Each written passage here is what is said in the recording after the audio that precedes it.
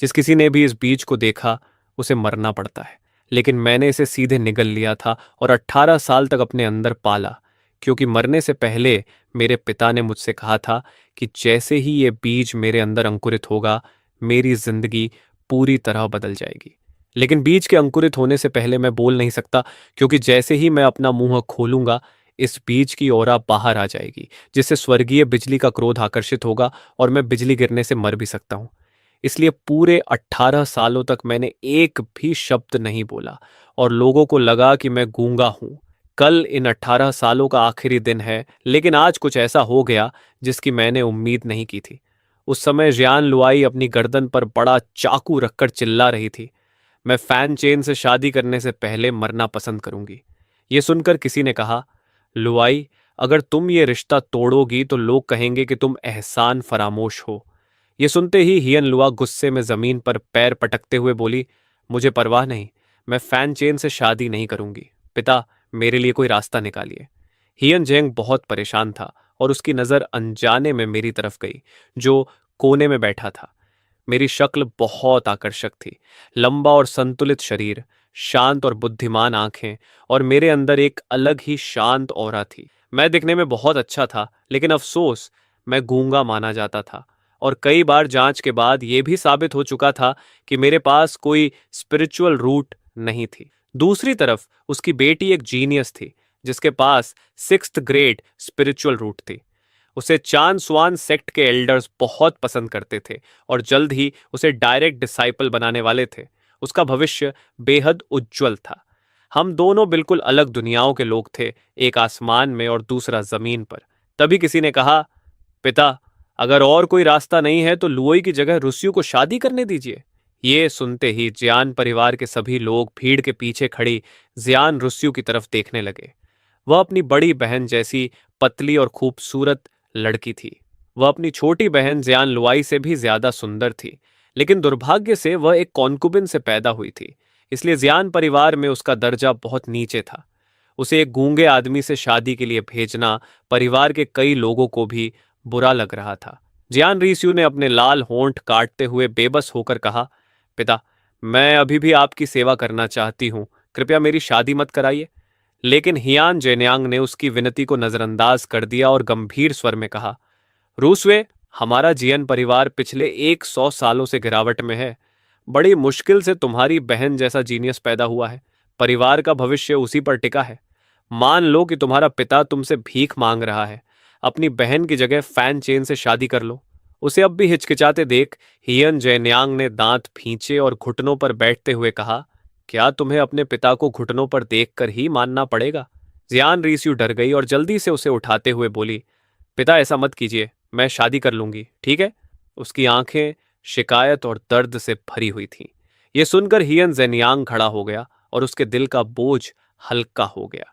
उसने राहत की सांस ली और मेरी तरफ देखकर पूछा, लिटिल चेन, तुम्हारा क्या विचार है? मैं कोने में शांति से बैठा चाय पी रहा था। यह सुनकर मैंने सिर उठाया और नीचे सिर झुकाए खड़ी जियान रीस्यू को देखा, फिर मन ही मन आह भरी, कितनी बेचारी है, अपने ही परिवार के हाथों धोखा खा रही है। जियान परिवार की कभी भी अपनी प्रतिभाशाली बेटी जियान लुआई को मुझसे शादी कराने की मंशा नहीं थी। उन्होंने शुरू से ही जियान रियूसुए को बलि का बकरा बनाने का प्लान किया था। जियान लुआई का आत्महत्या की धमकी देना, चेन यिनफन का सब्स्टिट्यूट मैरिज का सुझाव देना और फिर जियान जेनियांग का फैमिली इमोशंस वाला खेल खेलना, ये सब पहले से तय था। जियान रीस्यू बहुत मासूम और दयालु थी, इसलिए आसानी से इस जाल में फंस गई। मैं ऐसी बेचारी लड़की की जिंदगी कैसे बर्बाद कर सकता था? मैंने अपने साथ रखा कागज और कलम निकाला और एक नोट लिखा, अंकल, रुस्यू को मजबूर करने की जरूरत नहीं है। जियान परिवार ने पिछले 10 सालों में मेरी देखभाल की है। इससे मेरे पिता का एहसान चुका दिया गया है। आज से यह शादी खत्म मानी जाए। सच कहूं तो जियान रीस्यू की वजह से नहीं, मैं पहले ही यह रिश्ता खत्म करने का सोच चुका था। 10 साल पहले मेरे पिता ने एल्डर जेन की जान बचाई थी, तभी से मैं जैन परिवार में रह रहा था। लेकिन 3 साल पहले मेरे पिता की मौत के बाद सब बदल गया। लोग मुझसे दूर होने लगे और जियान परिवार ने भी धीरे धीरे दूरी बना ली। मैं समझता था कि उनकी सहनशीलता खत्म हो चुकी थी। अगर उन्हें अपनी रेप्यूटेशन की चिंता न होती तो वे मुझे बहुत पहले ही घर से निकाल चुके होते। अब मेरे जाने का समय आ गया था। मेरा लिखा नोट पढ़ने के बाद हियन जनियन अंदर ही अंदर बहुत खुश हुआ। वह काफी समय से मुझे निकालना चाहता था, लेकिन मेरे पिता के एहसान की वजह से कुछ कर नहीं पा रहा था। अब जब मैंने खुद जाने की बात कही तो उसके लिए यह बहुत अच्छी खबर थी। लेकिन अचानक चेन यन फन ने गंभीर चेहरा बनाकर कहा, लिटिल चेन, ऐसा नहीं हो सकता। ये शादी का वादा एल्डर ने तय किया था, हम इसे कैसे तोड़ सकते हैं? अगर वो विजयी होकर वापस आए और पता चला कि हमने वादा नहीं निभाया, तो तुम्हारे अंकल और मुझे इसकी भारी कीमत चुकानी पड़ेगी।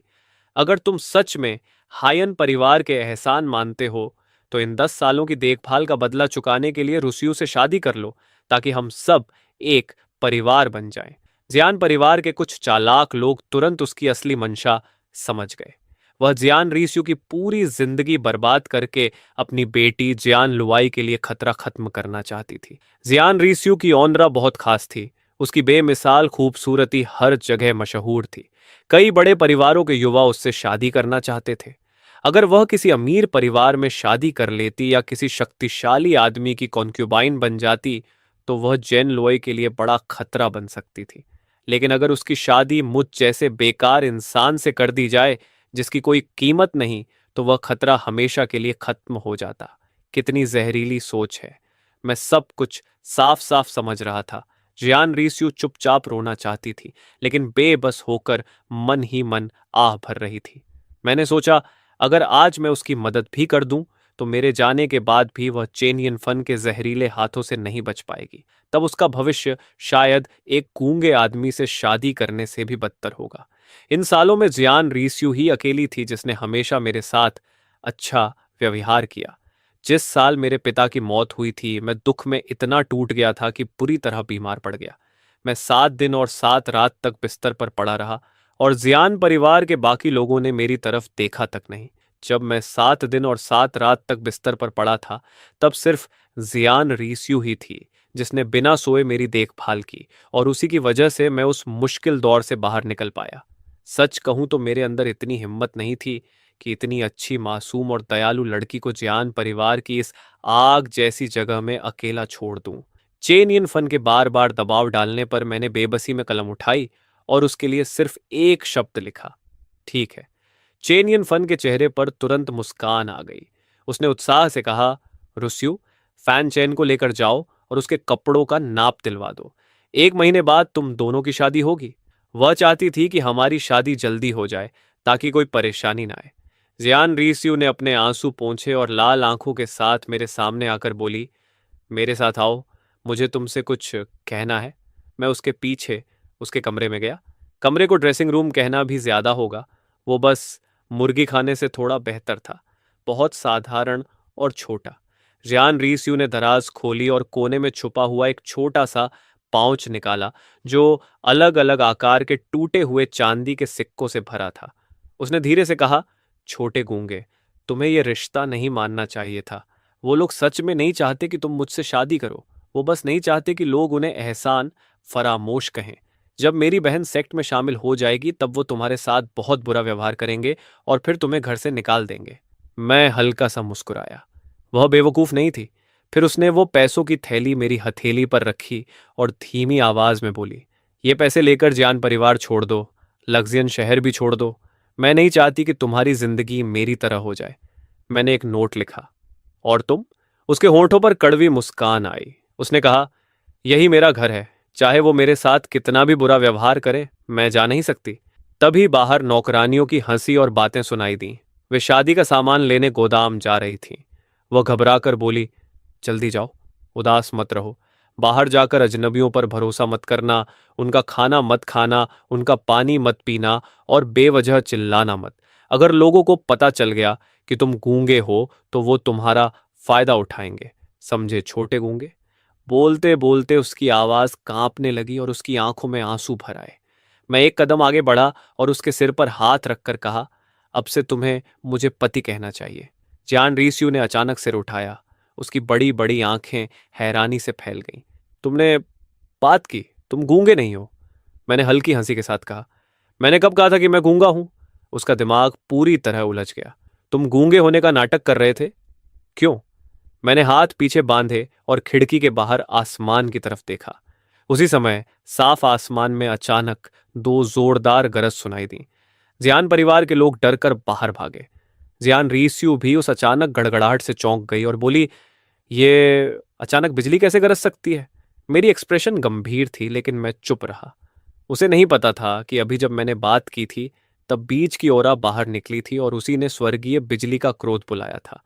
उसने मेरे चेहरे पर उदासी देखी और धीरे से कहा, ठीक है, मैं नहीं पूछूंगी। जल्दी सामान बांधो और चले जाओ। अगर चेन यिन फन को पता चल गया कि तुम गूंगे होने का नाटक कर रहे थे।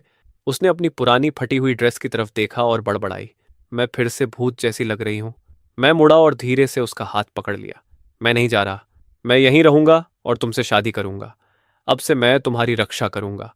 जियान रीस्यू का खूबसूरत चेहरा तुरंत लाल हो गया और उसका दिल तेजी से धड़कने लगा। उसने जल्दी से अपना हाथ छुड़ाया और बोली, बेवकूफ़ी मत करो, तुम्हारा टैलेंट तो मुझसे भी कम है। मैं बस मुस्कुरा दिया। आज पूरे 18 सालों का आखिरी दिन था। बहुत जल्द मेरी जिंदगी बदलने वाली थी। मैंने उसकी आंखों में देखते हुए भरोसे से कहा, मुझ पर विश्वास करो। मेरी शांत और दृढ़ नजर देखकर उसके दिल में गर्माहट भर गई। अपनी मां की मौत के बाद पहली बार किसी ने उससे कहा था कि वो उसकी रक्षा करेगा। काफी देर सोचने के बाद उसने फिर से पैसों की थैली मेरी हथेली में रख दी। गालों पर हल्की लाली के साथ उसने कहा, इसे रख लो। इसे मुझसे शादी करने की कीमत समझ लो, फैन चेन। मेरे दिल में एक अजीब भावना उठी। मैंने कभी नहीं सोचा था कि कोई लड़की अपनी सारी जमा पूंजी मुझे दहेज की तरह देकर मुझसे शादी करना चाहेगी।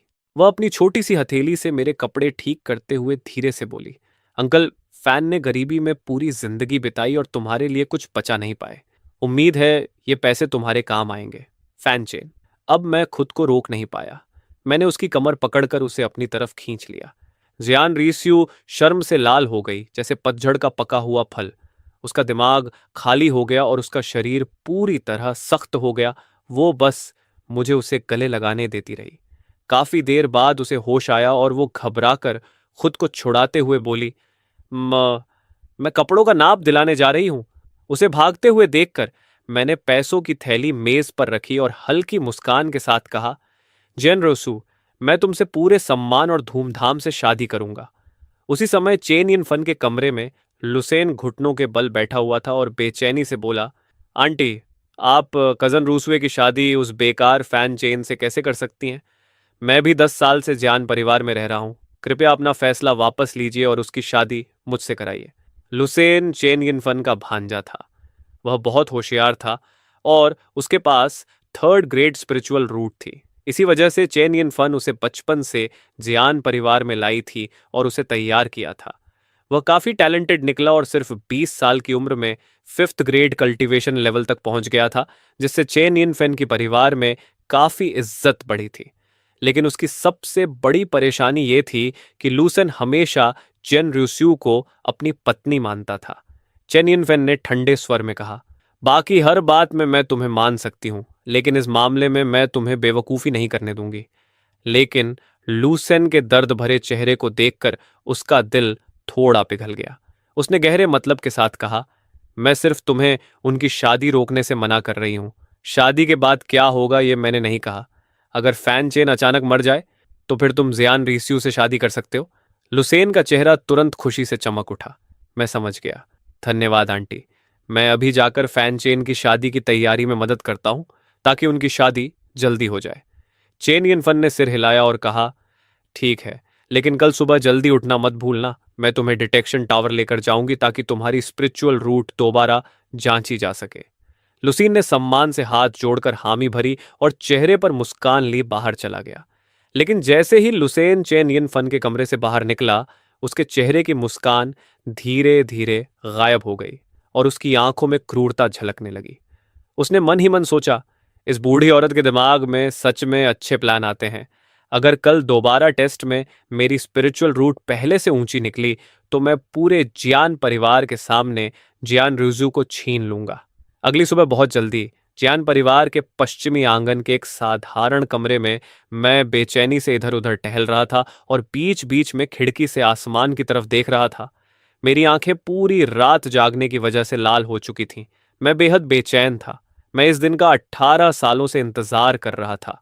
मुझे लगा था कि मेरी इच्छा शक्ति बहुत मजबूत है और मैं इस पल का शांत मन से स्वागत करूंगा। लेकिन जब यह दिन सच में आया तो मैं पूरी रात सो नहीं पाया और दिल में अजीब बेचैनी थी। तभी आसमान से एक चमकदार रोशनी बादलों को चीरते हुए कमरे में आ गिरी। लगभग उसी समय मेरे दिमाग में क्रैक होने जैसी आवाज आई, जैसे कोई सख्त खोल टूट रहा हो। बीज आखिर अंकुरित हो गया। मैं तुरंत पालथी मारकर बैठ गया और अपनी सांस रोक ली।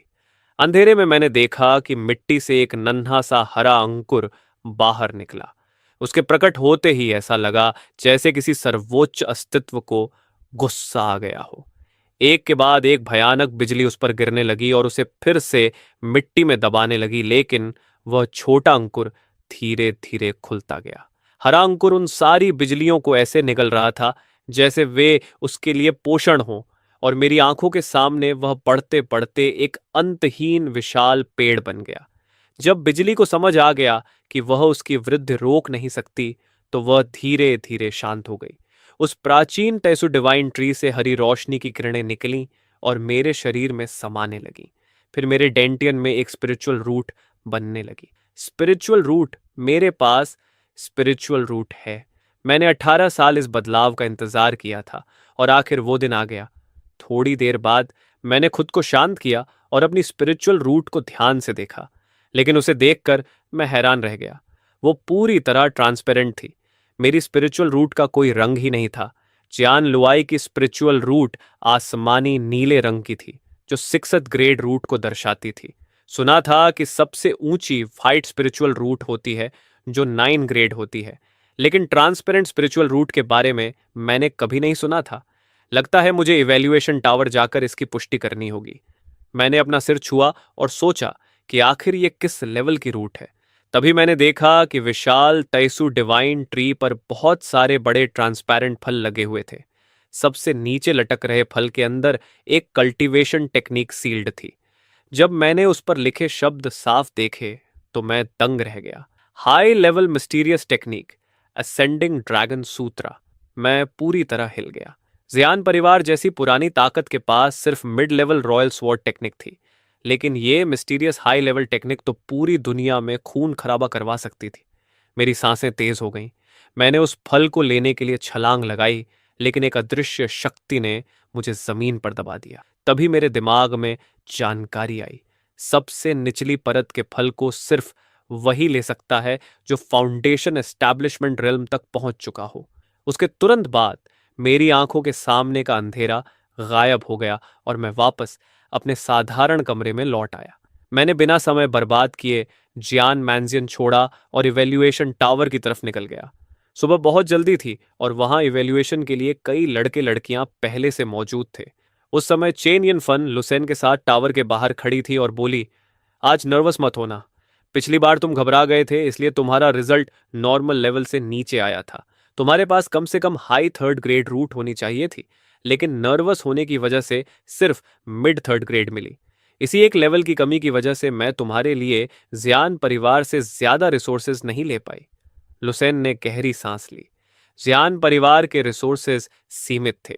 ज्यादातर जियान लुआई को दिए जाते थे और बाकी टैलेंट के हिसाब से बांटे जाते थे।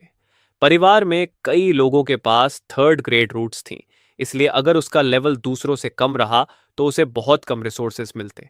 चेन यन फन ने गंभीरता से कहा, इस बार तुम्हें अपना असली लेवल दिखाना होगा। अगर तुम्हें हाई 3rd ग्रेड मिल गई तो मैं जियन परिवार को मनाकर तुम्हें उनके सोर्ड टेक्निक सीखने का मौका दिला दूंगी।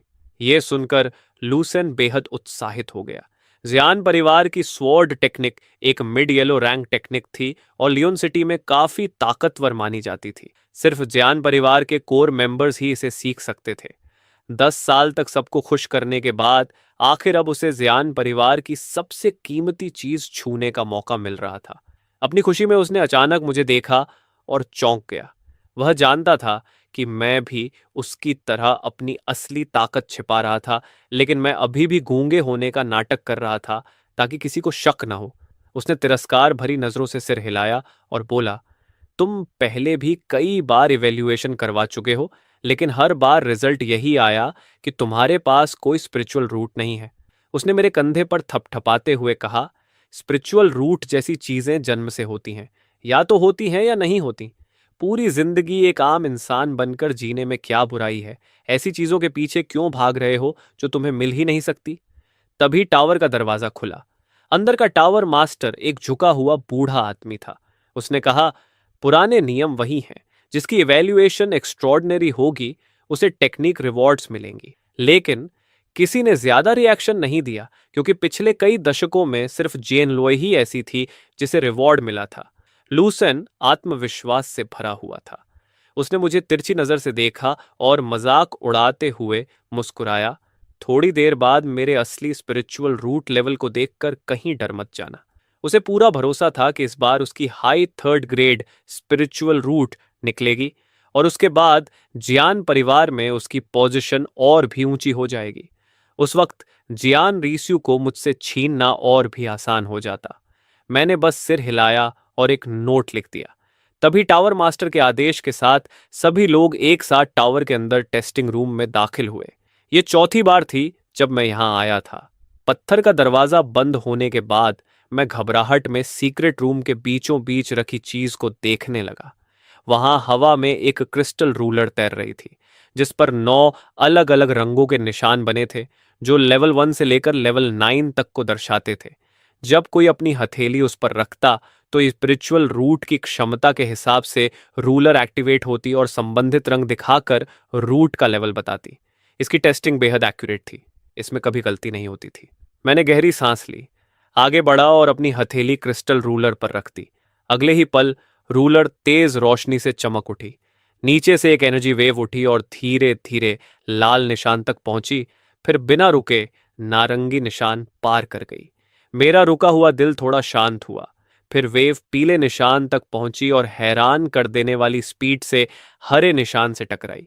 मेरा दिल तेजी से धड़कने लगा। हरा रंग फोर्थ ग्रेड स्पिरिचुअल रूट को दर्शाता था, जो पहले ही लूसेन से बेहतर था। लुक्सियन सिटी में भी इसे काफी रेयर और अच्छा टैलेंट माना जाता था, लेकिन वेव के रुकने का कोई इरादा नहीं था। सियान और फिर ब्लू। मैंने अपनी मुट्ठियां कस लीं। मेरा दिल जोर जोर से कांपने लगा। सिक्स्थ ग्रेड स्पिरिचुअल रूट, मैं जनलोय के लेवल तक पहुंच चुका था, लेकिन वेव फिर भी नहीं रुकी। Purple 7th grade, black 8th grade. मेरा दिल गले तक आ गया और मेरा मुंह सूख गया। मैं लक्ष्यन सिटी का हाईएस्ट रिकॉर्ड तोड़ चुका था, लेकिन टेस्ट अभी भी खत्म नहीं हुआ था। वेव एक झटके में सबसे ऊंचे वाइट मार्क तक पहुंच गई। मेरी पुतलियां सिकुड़ गईं और आंखों में बेकाबू खुशी भर गई। मेरे पास legendary 9th grade spiritual root थी, एक ऐसी लेवल जो पहले कभी नहीं देखी गई। लेकिन शौक यहीं खत्म नहीं हुआ, क्योंकि वो वेव फिर भी नहीं रुकी और ऊपर बढ़ती रही।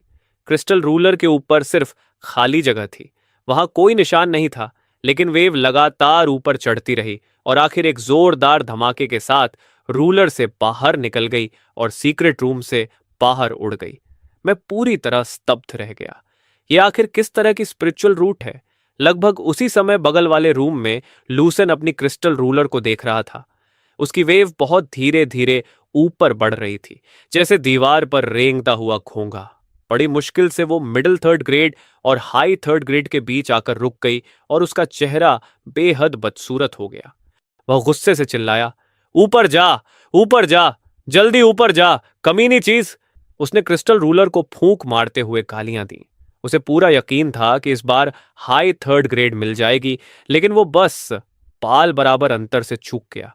इसी छोटी सी कमी की वजह से वह जियान परिवार के रिसोर्सेस और चेन यिन फन द्वारा वादा की गई स्वॉर्ड टेक्निक दोनों खोने वाला था।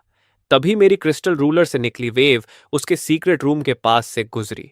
उसकी जबरदस्त इंपैक्ट फोर्स ने लूसेन की वेव को फिर से एक्टिवेट कर दिया। जो वेव पहले रुक चुकी थी, वो अचानक फिर ऊपर बढ़ने लगी और हरे, सायन, ब्लू, पर्पल और ब्लैक मार्क्स पार कर गई। आखिर वो धीरे धीरे व्हाइट मार्क तक पहुंची और वहां रुककर तेज चमकने लगी। बाहर टावर मास्टर आराम से रैटन चेयर पर बैठा था, एक हाथ में कलम और दूसरे में रिकॉर्ड बुक लिए हुए। तभी सीक्रेट रूम नंबर 3 की स्टोन डोर पहले चमकी और हल्की लाल रोशनी निकली। उसने आलस से रिकॉर्ड देखा और बुदबुदाया, सीक्रेट रूम नंबर 3, जू टिंटिन, जो फैमिली की बेटी लो फर्स्ट ग्रेड स्पिरिचुअल रूट। उसके बाद बाकी रूम्स भी एक एक करके चमकने लगे। Secret room number 7, Yuan Gon, Chan family chamber of commerce का young master, high first grade spiritual root. Secret room number 1, सेंसन यू, चेन क्लैन का young master, low first grade. कई रिजल्ट्स दर्ज करने के बाद टावर मास्टर ने सिर हिलाया और आह भरी। लक्ष्यन सिटी हर साल और कमजोर होती जा रही है। अगर कुछ समय पहले जियान लुआई जैसी 6th ग्रेड स्पिरिचुअल रूट वाली प्रतिभा पैदा न हुई होती तो ल्यूशियान सिटी की टेस्टिंग टावर बंद होने वाली थी। तभी अचानक लूसन के सीक्रेट रूम से सफेद रोशनी फूट पड़ी। टावर मास्टर ने अपनी आंखें रगड़ी और कंफ्यूज्ड एक्सप्रेशन के साथ देखा। वाइट क्रिस्टल रूलर पर वाइट मार्क। अगले ही पल उसके चेहरे का रंग उड़ गया। वह जोर से खड़ा हुआ और उसकी ऑरा इतनी तेज थी कि उसकी रटन चेयर कई मीटर दूर उड़ गई। उसके बूढ़े चेहरे पर अविश्वसनीय शौक था। 9th grade spiritual root. जैसे ही ये शब्द उसके मुंह से निकले, सफेद रोशनी अचानक सूरज की तरह तेज हो गई और पूरी टेस्टिंग टावर को चमकदार सफेद रोशनी से भर दिया। टावर भी उस रोशनी को रोक नहीं पाई और वो एक विशाल सफेद बीम बनकर आसमान चीरते हुए बादलों के पार निकल गई। उसी समय जान परिवार में जान लुओय अपनी मेडिटेशन खत्म कर रही थी। स्पिरिचुअल ऑरा उसके चारों तरफ घूम रही थी और उसकी आंखें चमक रही थीं। पास में जियान जेन्यांग गर्व से भरा खड़ा था। लुओई, इतनी कम उम्र में तुमने बॉडी रिफाइनमेंट का 9 लेवल पार कर लिया। हमारी लग्जियन सिटी में ऐसा पहले कभी नहीं हुआ। जियान लुआओ ने घमंड से कहा। आखिर मैं 6th ग्रेड स्पिरिचुअल रूट हूं। इतनी तेज कल्चरेशन होना कोई हैरानी की बात नहीं। जब मैं चानुआन सेक्ट जाऊंगी और मुझे मिड येलो ग्रेड या high yellow grade spirit stones मिलेंगी, तब मेरी कल्टीवेशन और भी तेज हो जाएगी। तभी उसकी नजर अचानक आसमान में उठती सफेद रोशनी पर पड़ी और वह चौंक गई। पिता, ये क्या है? जियान जेन्यांग ने ऊपर देखा और उसका चेहरा तुरंत बदल गया। क्या क्या दुनिया में 9 ग्रेड स्पिरिचुअल रूट प्रकट हुई है? सियान लुओई अविश्वास में उस रोशनी को देखती रही और अनजाने में अपने लाल होंठ काटने लगी। वह इतनी घमंडी थी कि यह स्वीकार नहीं कर सकती थी कि लुक्सियन सिटी में कोई उससे भी बेहतर टैलेंट वाला हो सकता है। जैसे ही रोशनी धीरे धीरे गायब होने लगी, उसने अपने दांत भींचे, हाथ में पकड़ा एक्सेसरी फेंका और डिटेक्शन टावर की तरफ दौड़ पड़ी। मैं जाकर देखूंगी कि वो कौन है। उसी समय अनगिनत योद्धा पागलों की तरह डिटेक्शन टावर की तरफ दौड़ पड़े, क्योंकि वे उस चमत्कार को अपनी आंखों से देखना चाहते थे जो सैकड़ों साल में सिर्फ एक बार होता है। दूसरी तरफ डिटेक्शन टावर के अंदर पूरी तरह अफरा तफरी मच चुकी थी। जिन वॉरियर्स का टेस्ट चल रहा था, वे सब अपने अपने कमरों से भागकर बाहर आ गए और लूसेन के स्टोन रूम के सामने खड़े होकर हैरानी में जड़ हो गए। टावर मास्टर तो लगभग पागल ही हो गया था। वह लगातार बड़बड़ा रहा था। मिथक, मैंने अपनी जिंदगी में एक मिथक देख लिया। मैंने सच में लेजेंडरी 9 ग्रेड स्पिरिचुअल रूट देख ली। उसने कांपती आवाज में कहा। यह बिल्कुल हमारे त्यान जांगी पेविलियन के मास्टर जैसी स्पिरिचुअल रूट है। तभी एक युवा ने ईर्ष्या से मुट्ठियां भींचते हुए पूछा, टावर मास्टर, क्या 9th ग्रेड सबसे ताकतवर होती है? टावर मास्टर ने उसे घूरा और ठंडे स्वर में कहा, बकवास। बिल्कुल 9 ग्रेड सबसे ताकतवर होती है। लेकिन फिर जैसे उसे कुछ याद आया, वह थोड़ा झिझका और बोला, हालांकि इस दुनिया में एक ऐसी स्पिरिचुअल रूट की कहानी भी है जो 9th ग्रेड से भी ऊपर होती है। उसे बूगी स्पिरिचुअल रूट कहा जाता है। कहा जाता है कि वह इनविजिबल और इंटैंजिबल होती है, पूरी तरह ट्रांसपेरेंट। वो रूट 9th ग्रेड से 10 गुना, 100 गुना ज्यादा ताकतवर होती है। लेकिन वो सिर्फ कहानियों में है, असलियत में नहीं। तुम लोग क्या सोचते हो, इतनी आसानी से कोई बगी स्पिरिचुअल रूट पा सकता है? यह सुनकर पास खड़ा एक कमजोर दिखने वाला युवक कड़वी हंसी हंस पड़ा। उसके चेहरे पर निराशा थी। सिर्फ एक टैलेंट टेस्ट ने उसकी पूरी फ्यूचर स्टेटस तय कर दी थी। एक आसमान में उड़ता असली ड्रैगन था और दूसरा जमीन पर रेंगती छींटी। यह तुलना इतनी क्रूर थी कि इंसान टूट जाए। बगल वाले सीक्रेट रूम में मैं भी ये सब सुन रहा था। मैं भी चौंक गया। क्या लुसेन के पास 9th ग्रेड स्पिरिचुअल रूट है? मैं सोच ही रहा था कि अचानक मेरी क्रिस्टल रूलर फिर से रिएक्ट करने लगी। उसमें से रोशनी का एक गुच्छा निकला और मेरे सामने गिरा। जब रोशनी खत्म हुई तो मैं हैरान रह गया। वो 2 कल्टीवेशन टेक्निक्स थीं। क्या ये मेरी रिवॉर्ड टेक्निक्स हैं? मैं तुरंत खुश हो गया और उन्हें ध्यान से देखने लगा। पहली टेक्निक का नाम था स्प्रिंग ब्रीज ट्रू सूत्रा, जो एक high yellow grade mental technique थी। दूसरी थी 7 स्टार स्वॉर्ड फॉर्मूला, जो एक high yellow grade sword technique थी। मैं हैरान रह गया। मेरा लेवल आखिर है क्या? मुझे इतनी हाई रिवॉर्ड कैसे मिल सकती है? जियान लुई जैसी 6th ग्रेड स्पिरिचुअल रूट वाली लड़की को सिर्फ लो येलो ग्रेड टेक्निक मिली थी, लेकिन मुझे इतनी पावरफुल टेक्निक्स मिली थी। वजह चाहे जो भी हो, इस ट्रांसपेरेंट स्पिरिचुअल रूट और इन दो टेक्निक्स के साथ मैं बहुत तेजी से मजबूत बन सकता था। मैंने दोनों टेक्निक्स से संभाल कर रख ली और स्टोन डोर खोल दिया। दरवाजा खुलने की तेज आवाज ने बाहर मौजूद सभी लोगों का ध्यान मेरी तरफ खींच लिया। किसी ने कहा, ओह, ये तो फैन चेन है। तुमने तो डरा ही दिया था, हमने सोचा लुसेन बाहर आया है। दूसरा हंसते हुए बोला, लगता है फैन चेन इस बार भी बिना स्पिरिचुअल रूट के ही निकला है। कोई और व्यंग्य से बोला, एक आसमान का चोजन सन है जिसके पास 9 ग्रेड रूट है, और दूसरा ऐसा इंसान जिसके पास रूट ही नहीं। फर्क देखो। मैंने भौहें सिकोड़ ली। मैं उनसे बहस करना चाहता था, लेकिन फिर सोचा, क्यों? चुपचाप अपनी दो हाई येलो ग्रेड टेक्निक्स के साथ प्रैक्टिस करना और अपनी ताकत बढ़ाना ही सही रास्ता था। अभी मेरे पास कोई सहारा नहीं था। अगर लोगों को मेरी असली ताकत पता चल गई तो सिर्फ मुसीबतें आएंगी। तभी जियान लुआओ और जियान जनियांग जल्दी जल्दी वहां पहुंचे और उन्होंने मुझे देखा।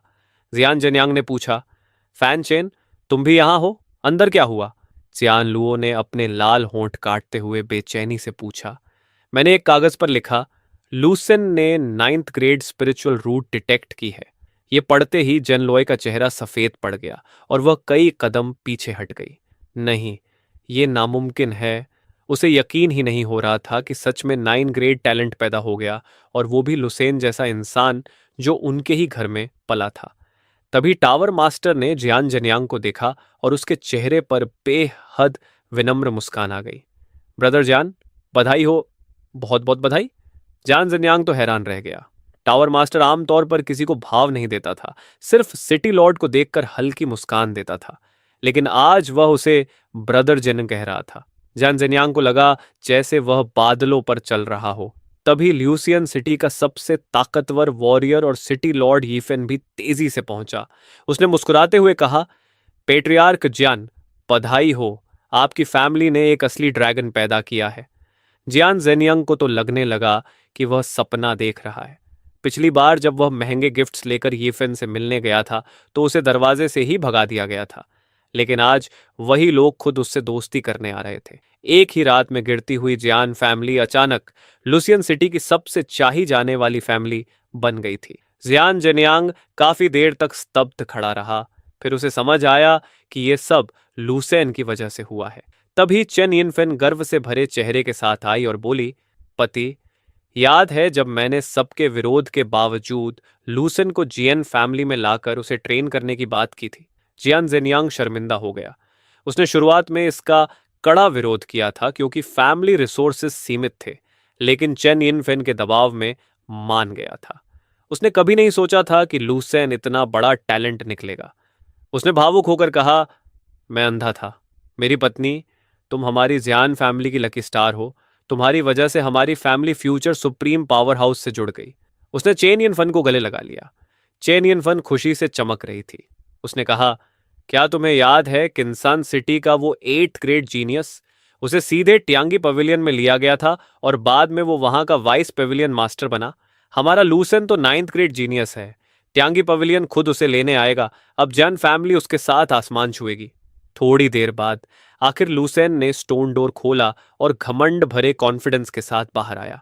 वह जियान जेनियांग के सामने पहुंचा, एक घुटने पर बैठ गया और बोला, अंकल, इतने सालों तक मुझे पालने और ट्रेन करने के लिए धन्यवाद। लुसेन ने आपकी उम्मीदों को निराश नहीं किया। मैंने 9th ग्रेड स्पिरिचुअल रूट हासिल की है।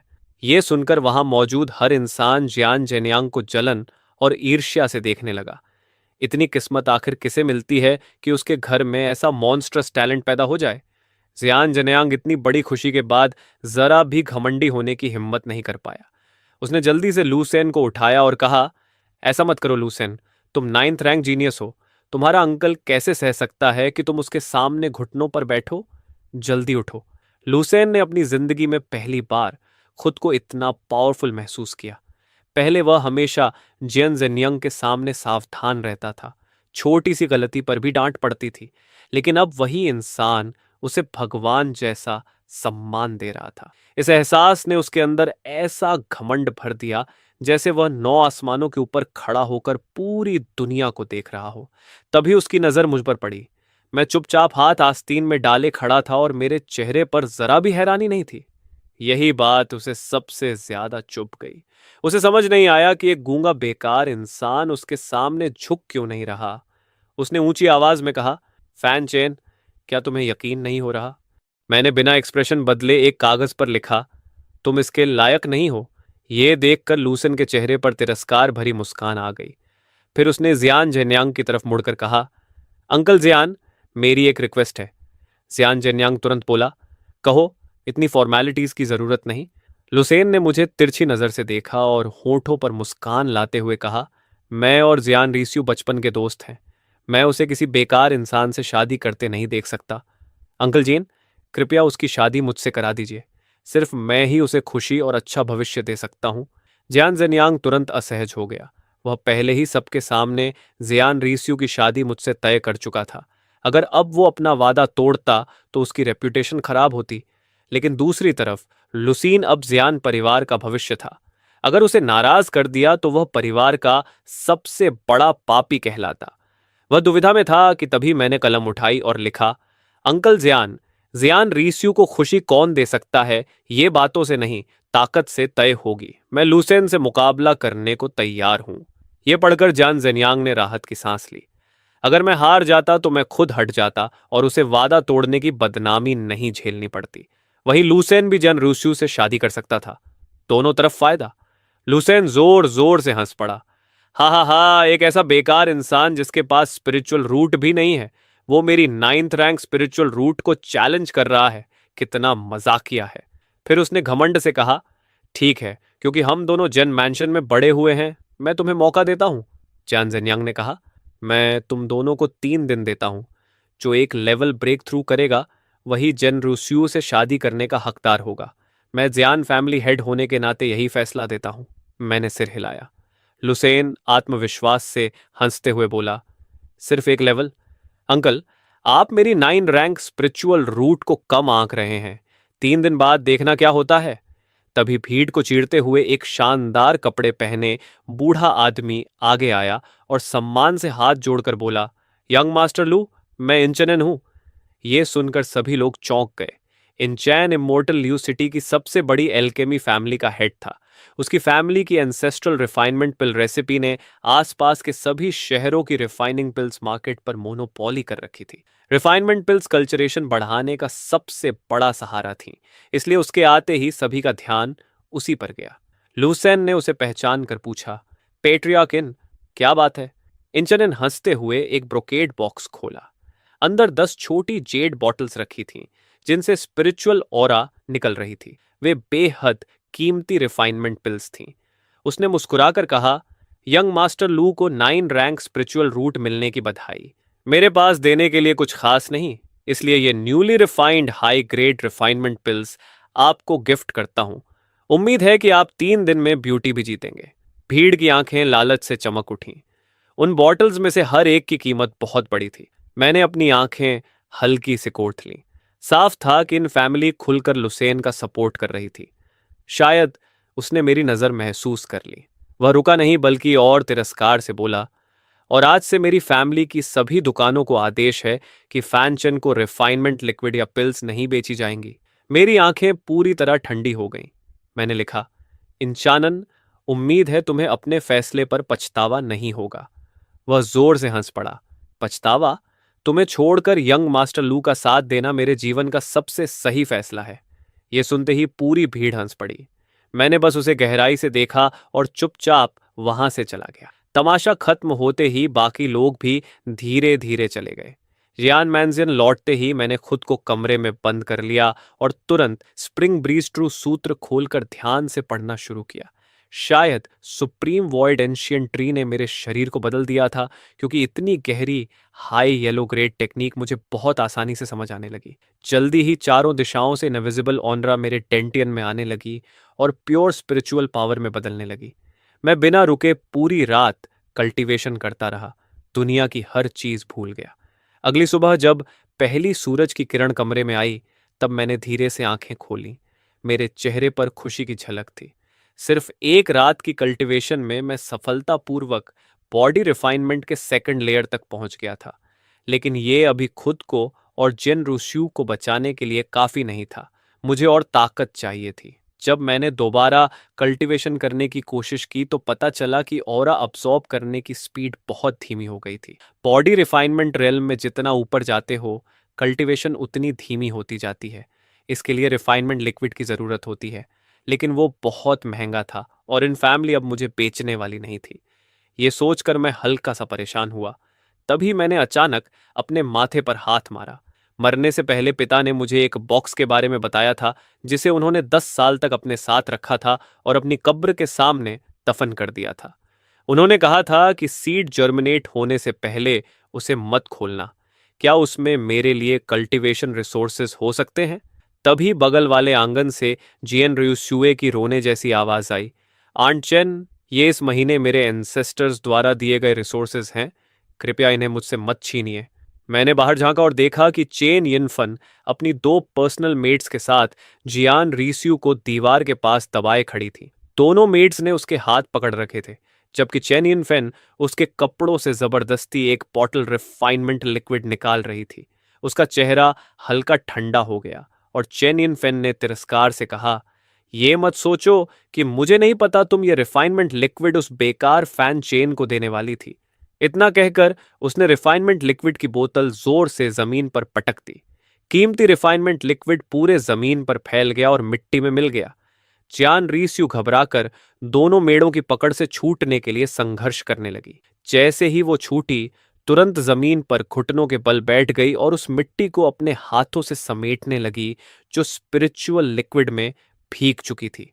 वह कोशिश कर रही थी कि थोड़ा सा लिक्विड ही बचा ले, लेकिन लिक्विड और मिट्टी पूरी तरह मिल चुके थे। अब कुछ भी बचाना बेकार था। यह देखकर उसकी शांत प्रकृति भी टूट गई और उसकी आंखों से आंसू निकल पड़े। वह रोते हुए बोली, श्याओ चेन पहले ही बहुत दुख झेल चुका है, आप लोग उसे इतना क्यों सताते हैं? चैन यिन फन ने बेपरवाही से हाथ झाड़े और कहा, कौन उसे परेशान कर रहा है? ये रिफाइनमेंट लिक्विड हमारी जान फैमिली की है। अगर उसमें हिम्मत है तो खुद जाकर कमा ले। अगर उसे एक औरत से छुपकर रिसोर्सेस लेने पड़ रहे हैं तो हमारी जेन मैंशन ही नहीं, सड़क का भिखारी भी उस पर थूकेगा। चलो। इतना कहकर वह संतुष्ट होकर इतराती हुई चली गई। जेन रिजुए जमीन पर बैठी रही, पूरी तरह बेबस। उसके चेहरे पर गिल्ट साफ दिख रहा था। तभी मैंने उसके कंधे पर हाथ रखा और धीरे धीरे उसकी पीठ थपथपाई।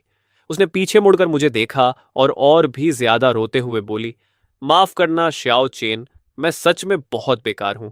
अगर मैं थोड़ा और सावधान होती तो चेन यिन फन को पता नहीं चलता।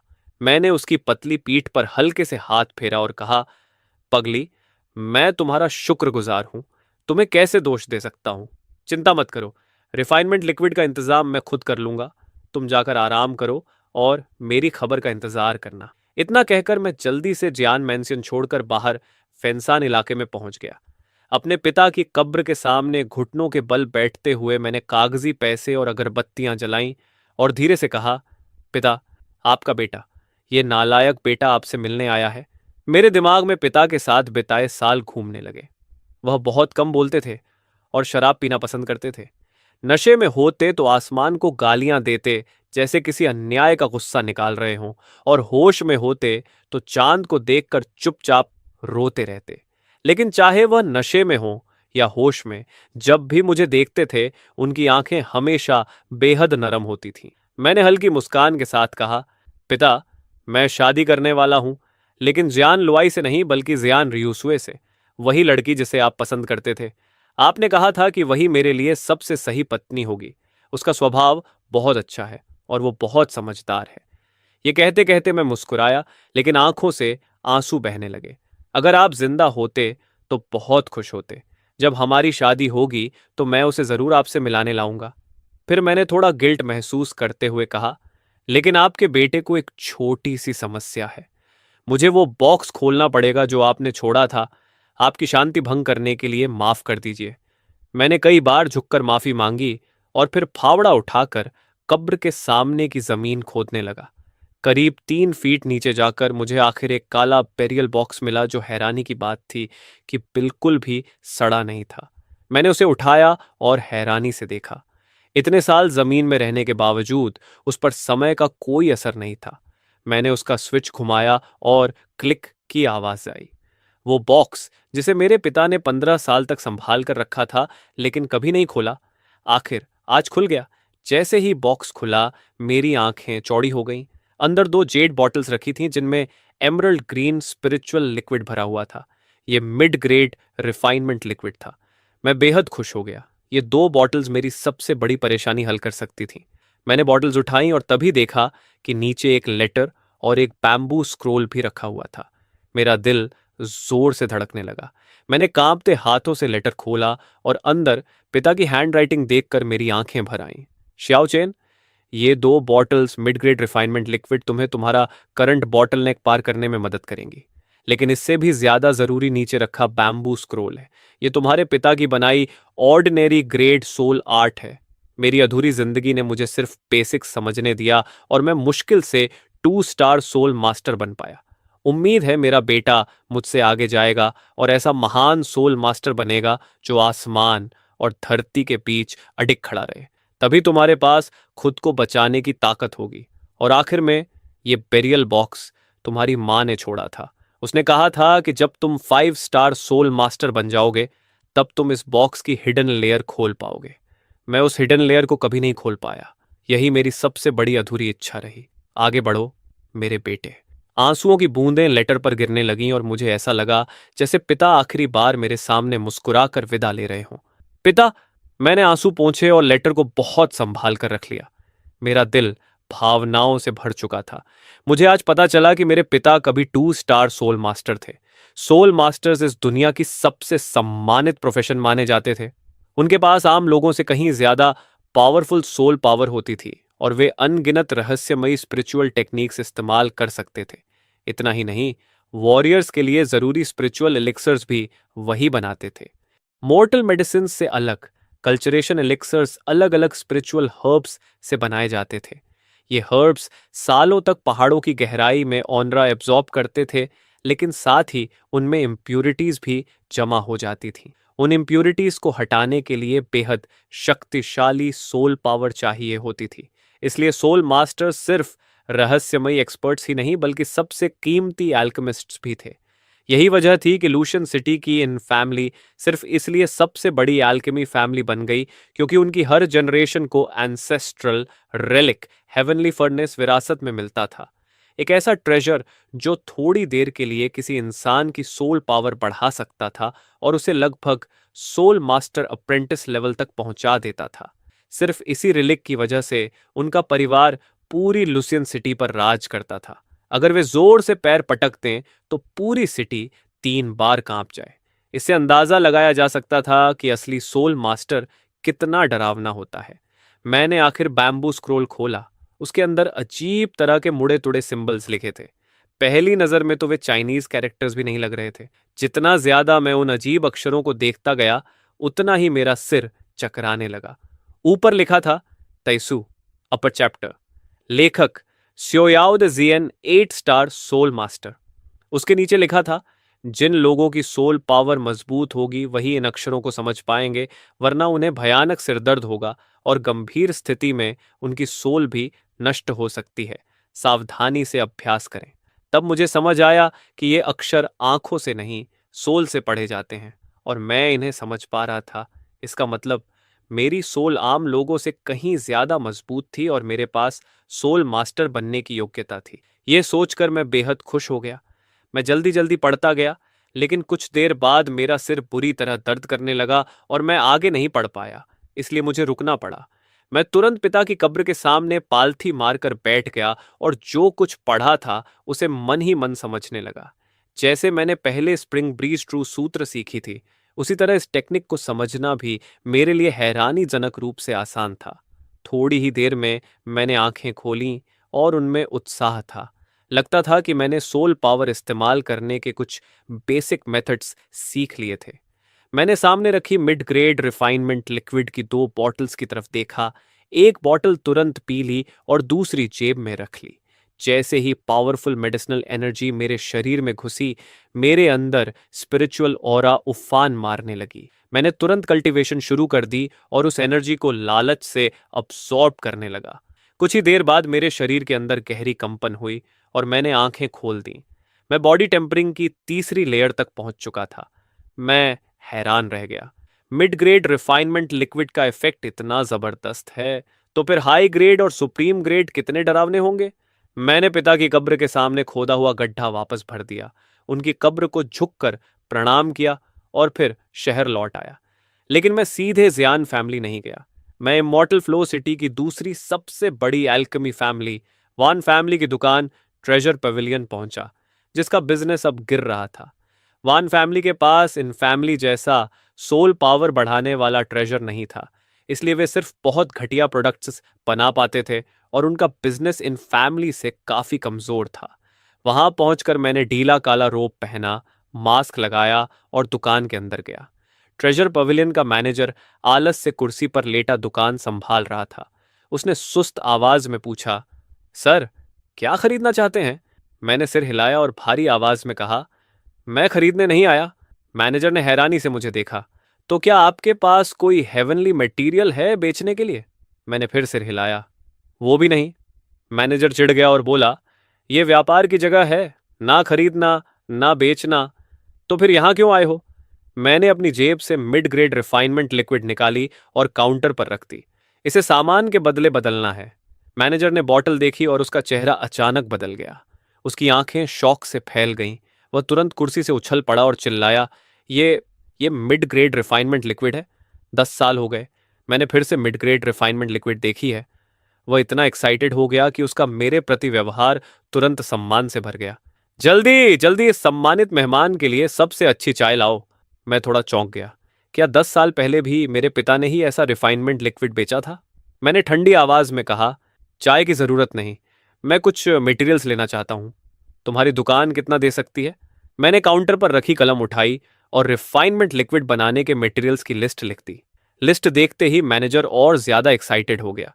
उसकी आवाज सम्मान से भर गई। वह लगभग झुकते हुए बोला, महाशय, क्या आप सोल मास्टर हैं? पूरी इमॉर्टल फ्लो सिटी में इंचानन के अलावा कोई भी रिफाइनमेंट लिक्विड मटेरियल्स नहीं खरीदता जब तक कि वह सोल मास्टर ना हो। मेरी आवाज ठंडी हो गई। तुम बहुत कुछ जानना चाहते हो? मैनेजर डर गया और तुरंत खुद को थप्पड़ मारते हुए बोला, इस छोटे आदमी ने ज्यादा बोल दिया, कृपया माफ कर दीजिए। अगर मैं सच में सोल मास्टर था तो वह 10 जिंदगियों में भी मुझे नाराज करने की हिम्मत नहीं कर सकता था। मैंने कहा, बकवास बंद करो, बताओ कितना एक्सचेंज कर सकते हो? मैनेजर बोला, मार्केट प्राइस के हिसाब से एक bottle mid grade refinement liquid की कीमत 10,000 सिल्वर टेल्स है। रिफाइनमेंट मटेरियल्स की एक सेट 1,000 सिल्वर टेल्स की पड़ती है, तो हम आपको 10 सेट्स दे सकते हैं। फिर उसने इधर उधर देखा और धीरे से बोला, लेकिन अगर भविष्य में आपके पास और रिफाइनमेंट लिक्विड हो और आप हमें बेचें, तो मैं फैसला लेकर आपको 11 सेट्स दे सकता हूं। मैं अंदर से खुश हो गया। एक बॉटल की कीमत 10,000 सिल्वर टेल्स, जबकि लो ग्रेड की सिर्फ 5,000 होती है, लेकिन उसके इफेक्ट को देखकर यह 2 गुनी कीमत पूरी तरह सही थी। मैंने थोड़ा सोचा और सिर हिला दिया। मैनेजर खुशी से झूम उठा और तुरंत 11 सेट्स मटेरियल्स मेरे सामने रख दिए। हाथ रगड़ते हुए उसने कहा, महाशय, कल लूशियन सिटी की एल्केमी एग्जीबिशन है। अगर आपके पास एक्स्ट्रा रिफाइनमेंट लिक्विड हो तो कृपया वहां हमें बेच दीजिए, ताकि वॉन फैमिली थोड़ी इज्जत बचा सके। उसकी लगभग भीख मांगती हुई एक्सप्रेशन देखकर मैंने हल्का सिर हिलाया। कोशिश करूंगा। ट्रेजर पवेलियन छोड़ने के बाद मैंने कंफर्म किया कि कोई मेरा पीछा नहीं कर रहा। फिर एक सुनसान गली में जाकर डिस्गाइज उतारा और सामान्य रूप से सड़क पर लौट आया। मैं कुछ ही कदम चला था कि अचानक किसी की मजाक उड़ाती आवाज सुनाई दी। अरे वाह, ये कौन है? मैंने देखा, लूसन घोड़े पर बैठा हुआ था। चेहरे पर घमंडी मुस्कान थी। उसके बगल में इंचानन भी था। दोनों ने मुझे देखा और घोड़े रोक दिए। लूसन ने पास के ट्रेजर पेविलियन की तरफ देखा और जोर से हंस पड़ा। पेट्रियार्किन, कुछ लोग अभी भी सपना देख रहे हैं कि उन्हें लो ग्रेड रिफाइनमेंट लिक्विड मिल जाएगी। इंचानन ने मुझे तिरछी नजर से देखकर मुस्कुराते हुए कहा, पूरे ल्यूजियन सिटी में मेरी इन फैमिली के अलावा कहीं रिफाइनमेंट लिक्विड नहीं मिलती। अगर तुम ट्रेजर पेविलियन में इसे मांगने गए थे तो तुम गलत जगह आ गए। फिर लुसेन हंसते हुए बोला, उनसे भीख मांगने से अच्छा है मुझसे भीख मांग लो। शायद मैं तुम्हें रिफाइनमेंट लिक्विड दे दूं, या फिर मुझसे ये मांग लो कि मैं तुम्हारी फियांस को छोड़ दूं। दोनों जोर जोर से हंसते हुए घोड़ों पर आगे बढ़ गए, जबकि इंचानन जाते जाते मुझे तिरछी नजरों से घूरता रहा। दुनिया को नष्ट करने वाले अल्केमी लिक्विड के बारे में भूल जाओ। जब तक मैं इंचानन यहां हूं, तुम अपनी पूरी जिंदगी में अल्केमी लिक्विड की एक बूंद भी पाने के बारे में सोच नहीं सकते। ये कहकर उसने अपने घोड़े को एड़ी मारी और उसे पकड़ने निकल पड़ा। मैंने बस कंधे उचका दिए। लो ग्रेड अल्केमी लिक्विड तो कुत्ते भी नहीं चाहते। ज्यादा देर नहीं हुई थी कि यंग मिस हान वैन सिलन ट्रेजर गैलरी में दाखिल हुई। दुकानदार डर और सम्मान से भरे चेहरे के साथ झुक गया। यंग मिस, मामला वैसा ही है जैसा मैंने पहले आपको बताया था। हान सिलिन की आंखें बेहद तेज थीं। उसने ठंडी आवाज में पूछा, क्या तुमने किसी को उसकी पहचान पता करने भेजा था? दुकानदार का शरीर कांप उठा। यह बूढ़ा नौकर ऐसी हिम्मत कैसे कर सकता है? सोल मास्टर्स को बिल्कुल पसंद नहीं कि कोई उनके सौभाग्यपूर्ण मौकों की जासूसी करे। अगर हम उन्हें नाराज कर दें तो क्या हम हैंग परिवार पर मुसीबत नहीं लाएंगे? हान सिलिन का चेहरा थोड़ा नरम पड़ा। उसने राहत की सांस ली। फिलहाल मैं तुम्हें माफ करती हूं। बहुत अच्छा, तुमने इस मामले को बेहद सही तरीके से संभाला। तुमने उस सोल मास्टर को पर्याप्त फायदे दिए, रिश्ता भी बेहतर किया और जरा भी लापरवाही नहीं की। आगे हमारी वैन फैमिली उस सोल मास्टर को अपने पक्ष में कर पाएगी या नहीं, यह पूरी तरह उसकी इच्छा पर निर्भर करेगा। अगर वह प्रदर्शनी में हमें कुछ मिड ग्रेड ऑल्केमी लिक्विड दे सके तो हम मशहूर हो जाएंगे और साथ ही इन फैमिली से मुकाबला भी कर पाएंगे। जैसे ही मैं हियन मैंशन वापस लौटा, मैंने अंदर पूरा हंगामा देखा। ढूंढो, ध्यान से ढूंढो, चाहे जमीन 3 फीट नीचे तक क्यों ना खोदनी पड़े, जीन रीस्यू को ढूंढ कर लाओ। क्या? कानाने रीस्यू गायब हो गई? मेरा दिल घबराहट से भर गया। तुरंत एक बुरा ख्याल आया। क्या वो बेवकूफ लड़की अकेले ही हेवनली ट्रेजर्स और कीमती मटेरियल्स ढूंढने निकल गई ताकि अपना रियलम तोड़ सके? अंधेरा होने वाला था और वो अब तक वापस नहीं आई थी। हो सकता है वो किसी खतरे में पड़ गई हो। मैंने देर करने की हिम्मत नहीं की। मैं तुरंत शहर के गेट से बाहर भागा और मिस्टी क्लाउड माउंटेन्स की तरफ दौड़ा, वही जगह जहां हेवनली ट्रेजर्स और कीमती मटेरियल्स मिलने की सबसे ज्यादा संभावना थी। मिस्टी क्लाउड माउंटेन्स की एक खाई के किनारे सीने पर चमगादड़ के निशान खड़े हुए 3 ताकतवर आदमी जेन रूस्यू को क्रूर नजरों से देख रहे थे। वह अपने पैरों के नीचे की बेलों को पकड़कर हवा में लटकी हुई थी। लंबे समय तक ऐसे लटके रहने की वजह से उसकी ताकत खत्म हो चुकी थी। उसका चेहरा कागज की तरह सफेद था और उसका शरीर बुरी तरह कांप रहा था। सुंदरी जेन, अब संघर्ष करना बंद कर दो, वरना नीचे गिरकर मांस का ढेर बन जाओगी, आगे खड़े आदमी ने होंठ चाटते हुए कहा। दूसरा आदमी हंसते हुए बोला, चलो जल्दी ऊपर आ जाओ। हर दुश्मनी की जड़ होती है और हर कर्ज का मालिक होता है। हम बस तुम्हें लूसन का जुए का कर्ज चुकाने के लिए पकड़ रहे हैं। हम कसम खाते हैं कि तुम्हारे साथ कुछ गलत नहीं करेंगे। लेकिन ऐसा कहते हुए भी उनकी लालची निगाहें एक पल के लिए भी नहीं हट रही थीं। अगर आकर्षक शरीर वाली जेन र्यूज्यू उनके हाथ लग जाती तो अंजाम सोचना भी मुश्किल था। जेन रिसुए ने दांत भींचकर एक एक शब्द बोलते हुए कहा, सपने में भी मत सोचना। आगे वाला आदमी गुस्से से भर गया।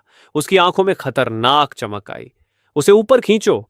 उसे विश्वास नहीं था कि जेन रुज्यू सच में खुद को छोड़कर इस अथाह खाई में कूद जाएगी। बाकी 2 आदमी तुरंत आगे बढ़े, बेलों को पकड़ा और पूरी ताकत से ऊपर खींचने लगे। जेन रीस्यू को लगा कि वह खाई के किनारे के और करीब आ रही है। वह निराश हो गई। जैसे ही उसने खुद को छोड़कर गिरने का फैसला किया, तभी दूर से तेजी से आते कदमों की आवाज सुनाई दी। उसके तुरंत बाद एक दर्दनाक चीख गूंजी। बेल खींच रहे आदमियों में से एक को अचानक लात मारकर अथाह खाई में गिरा दिया गया। उसकी काली परछाई लगातार चीखते हुए धुंध में गायब हो गई। बचे हुए 2 आदमी गुस्से में पलटे और नए आए व्यक्ति से लड़ने लगे। ज्यादा समय नहीं लगा और एक और आदमी चीखते हुए जमीन पर गिर पड़ा। आखिरी आदमी डर के मारे लड़खड़ाता हुआ भाग गया और कमजोर लेकिन धमकी भरी आवाज में चिल्लाया, स्नो फ्लोटिंग पैलेस के लोगों को मारने की हिम्मत की है? तुम मर चुके हो। तुम पूरी तरह खत्म हो। काना ने रियुसु हैरान रह गई। कौन आया? आखिर स्नो फ्लोटिंग पैलेस के इन 3 लोगों में से एक थर्ड लेयर ऑफ रिफाइनमेंट में था और बाकी 2 सेकेंड लेयर ऑफ रिफाइनमेंट में थे। तभी खाई के किनारे से एक सिर बाहर आया। काना ने रिस्यू ने देखा और तुरंत स्तब्ध रह गई। Shao chain! मैंने हाथ बढ़ाया और उसे एक झटके में ऊपर खींच लिया। नीचे देखा तो उसकी हथेलियां फट चुकी थीं और बहता हुआ खून उस स्पिरिचुअल ग्रास को लाल कर रहा था जिसे वह कसकर पकड़े हुई थी। ज्यादा दबाने की वजह से वह स्पिरिचुअल ग्रास भी टेढ़ी हो चुकी थी और उसकी चमक फीकी पड़ गई थी। उसकी आवाज निराशा से भरी थी। इसे ढूंढने में मुझे बहुत मेहनत लगी थी। मेरा दिल भावनाओं से भर गया। मैंने उसे धीरे से गले लगाया और धीमी आवाज में कहा, भविष्य में मेरे लिए अपनी जान जोखिम में मत डालना। चेन रियोस्यू मेरे सीने से लग गई। उसे इस बात का अफसोस था कि वह मेरी मदद नहीं कर सकी, लेकिन साथ ही इस बात की मिठास भी थी कि मैं उसे इतना महत्व देता हूं। तो मैं फैन जेन के दिल में इतनी महत्वपूर्ण हूं? मैंने उसे शांत किया। फिर मैं जमीन पर पड़े स्नो फ्लोटिंग पैलेस के लोगों की लाशों की तरफ मुड़ा। मेरे मन में एक विचार आया। मैं झुका और थोड़ी देर टटोलने के बाद एक लाश से एक टोकन निकाला। वह सच में स्नो फ्लोटिंग पैलेस का टोकन था। सिटी लॉर्ड मैंशन पहले ही इन पर इनाम घोषित कर चुका था। स्नो फ्लोटिंग पैलेस के एक दानव को मारने पर सिटी लॉर्ड मैंशन के सोल स्पिरिचुअल पूल में एक बार कल्टीवेशन करने का मौका मिलता था। मैंने टोकन रख लिया और आसमान की तरफ देखा। अब पूरी तरह अंधेरा हो चुका था और पहाड़ का रास्ता दिखाई नहीं दे रहा था। मजबूर होकर मैं जेन रीस्यू को लेकर एक सुरक्षित गुफा में रात बिताने चला गया। रात और गहरी होती गई। थकान की वजह से जेन रीस्यू गहरी नींद में सो गई। मैं उसके पास उसकी रक्षा करते हुए बैठा रहा, लेकिन खाली नहीं बैठा। मैंने ट्रेजर पेविलियन से बदले हुए रिफाइनमेंट लिक्विड के मटेरियल निकाले और अपने हाथों से रिफाइनमेंट लिक्विड बनाने की कोशिश शुरू कर दी। अगली सुबह मैंने जमीन पर पड़े राख के ढेर को देखा और दर्द से आह भरी। 3 हिस्सों के मटेरियल पूरी तरह बर्बाद हो गए थे। लेकिन अगले ही पल मेरी आंखें चमक उठीं और मैंने मन ही मन सोचा, मेरी आत्मा ने एंशियंट सुप्रीम वॉइड टेक्निक में महारत हासिल करने के बाद आखिर कितनी ताकत हासिल कर ली है। सबसे लो लेवल रिफाइनिंग लिक्विड बनाना तो हैरान कर देने वाली आसानी से हो रहा है। मैं मुड़ा और अंदर रखी 8 बोतलों स्पिरिचुअल लिक्विड की तरफ देखा। उनमें से 7 हाई ग्रेड रिफाइनिंग लिक्विड थी और एक बोतल तो एक्सेलेंट ग्रेड रिफाइनिंग लिक्विड थी। और यह तो सिर्फ पहली कोशिश थी। अगर भविष्य में मेरे तरीके और ज्यादा निपुण हो गए तो एक्सेलेंट ग्रेड रिफाइनिंग लिक्विड बनाना और भी आसान होगा। इतना चौंकाने वाला नतीजा देखकर मुझे खुद भी यकीन नहीं हो रहा था। क्या मेरी सोल पावर सच में फाउंडेशन एस्टैब्लिशमेंट रियलम तक पहुंच गई है? मैंने धीमी आवाज में बड़बड़ाया। फिर अपने विचार समेटे और बेसब्री से उस एक्सेलेंट ग्रेड रिफाइनिंग लिक्विड की बोतल उठा ली और एक ही घूंट में पी गया। तुरंत ही बेहद शक्तिशाली औषधीय शक्ति मेरे शरीर में फट पड़ी।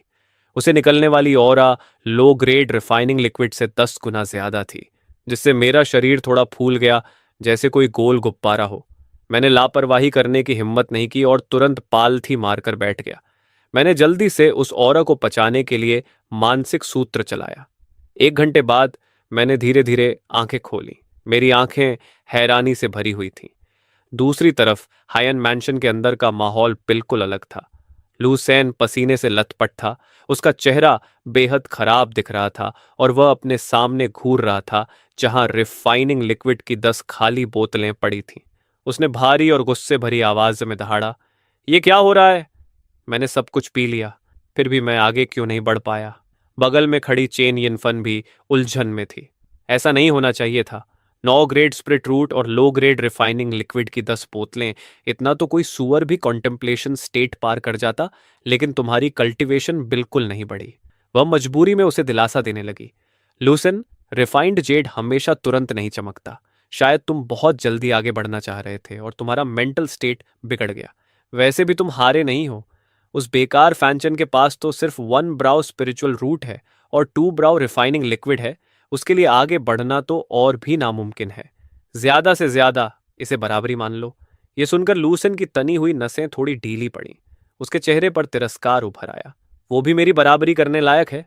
मेरा आगे न बढ़ना सिर्फ अस्थाई है, लेकिन वो अपनी पूरी जिंदगी में आगे बढ़ने का सपना भी मत देखे। चलो, मैं हॉल चलते हैं और फैसला करते हैं कौन बेहतर है। उसी समय मैं और जेन रूसू सुबह की हल्की रोशनी में हायन मैंशन लौटे। जेन रूजू ने जेन परिवार के अंदर वाले लाल बांस के दरवाजे को देखा, लेकिन कदम बढ़ाने में हिचकिचाई। वह मेरी तरफ मुड़ी। उसकी आंखें भारी थीं। जैसे ही मैंने उसकी बेचैनी महसूस की, मैंने उसका हाथ पकड़ लिया और शांत लेकिन दृढ़ आवाज में कहा, मैंने कहा था ना, मैं तुम्हारी रक्षा करूंगा। मैं उसका हाथ पकड़कर उसके साथ हियन मैंशन के अंदर चला गया। कनान जेन यंग भी लोगों के साथ जल्दी जल्दी वहां पहुंच रहा था। जब उसने हमारे जुड़े हुए हाथ देखे तो उसकी भौहें हल्की सिकुड़ गईं और उसने पूछा, फैन चेन, इन दिनों तुम्हारी कल्चरेशन कैसी रही? मैंने अपनी कलम हल्की उठाई और 2 शब्द लिखे, ठीक है। कानन हैरान दिखा, लेकिन उसने ज्यादा नहीं पूछा और हमें मेन हॉल की तरफ ले गया। मेन हॉल पहले से लोगों से भरा हुआ था। जियान परिवार के दर्जनों युवा और बुजुर्ग सदस्य डायरेक्ट लाइन और कोलेट्रल लाइन दोनों मौजूद थे। कुछ युवा लड़कियां चमकीले कपड़ों में लूसेन के आसपास हंसते बोलते घूम रही थीं, ताकि उसका थोड़ा फेवर पा सके। कनलुई के चेहरे पर भी मुस्कान थी और वह बीच बीच में लूसेन से बात कर रही थी, लेकिन जैसे ही उसने मुझे अंदर आते देखा, उसके चेहरे की मुस्कान तुरंत गायब हो गई। उसने ठंडे स्वर में कहा, मुझे लगा तुम आने की हिम्मत नहीं करोगे। कम से कम तुम में थोड़ी मर्दानगी तो है। मैंने उससे बात करना भी जरूरी नहीं समझा और सीधे मेन हॉल के बीचों बीच जाकर सीधा खड़ा हो गया और लिखा, हम कब शुरू करें? मेरी शांत और आत्मविश्वास भरी ऑरा देखकर वहां मौजूद सभी लोगों के चेहरे हल्के बदल गए। जेन लुओ यी की आंखों में भी हैरानी चमकी और उसने मुझे ऊपर से नीचे तक देखा। चेनियन फैन ने अपनी चाय की प्याली हल्के से थपथपाई और धीरे से कहा, फैन चेन, क्या तुम्हें शुरुआत में लगाई गई शर्त याद है? अगर तुम लुसेन से कमजोर निकले तो अफसोस की बात है कि जेन रीस्यू की शादी लुसेन से करनी होगी। मैंने आंखें उठाकर उसे ठंडे भाव से देखा और अपनी कलम घुमाई। अगर लुसेन हार गया तो कृपया अपने भांजे को भी कंट्रोल करना।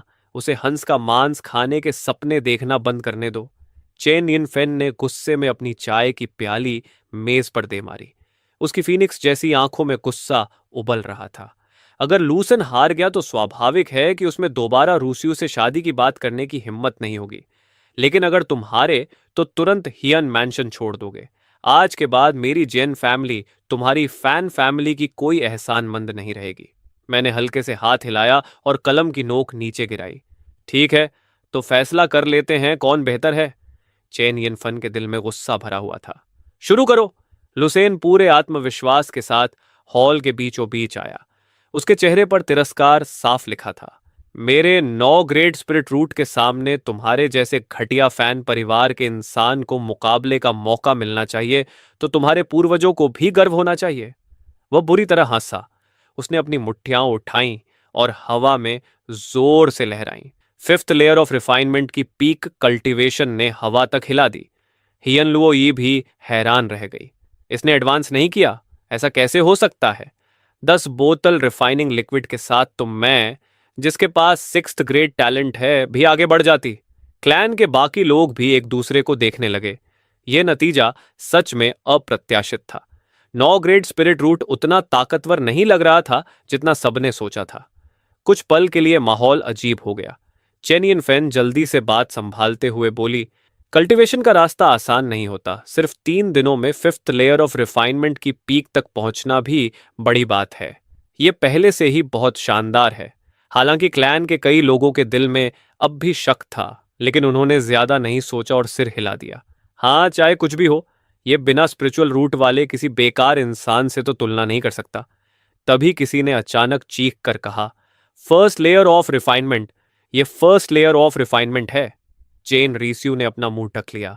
उसकी आवाज खुशी और अविश्वास से कांप रही थी। श्याओ चेन, तुमने ब्रेक थ्रू कर लिया। जियान लुओ की आंखों में यकीन करना मुश्किल था। इसके पास स्पिरिचुअल रूट है? लुसेन की आंखें पूरी तरह फैल गईं। उसे अपनी आंखों पर भरोसा नहीं हो रहा था। जिस बेकार इंसान को उसने कभी अहमियत नहीं दी, उसने सच में फर्स्ट लेवल ट्रेनिंग पार कर लिया था और उसे हरा दिया था। यह कैसे हो सकता है? वह इसे स्वीकार नहीं कर पा रहा था। मैं 9 ग्रेड स्पिरिचुअल रूट्स वाला जीनियस एक बेकार इंसान से हार गया? मैंने अपनी कलम उठाई और एक लाइन लिखी।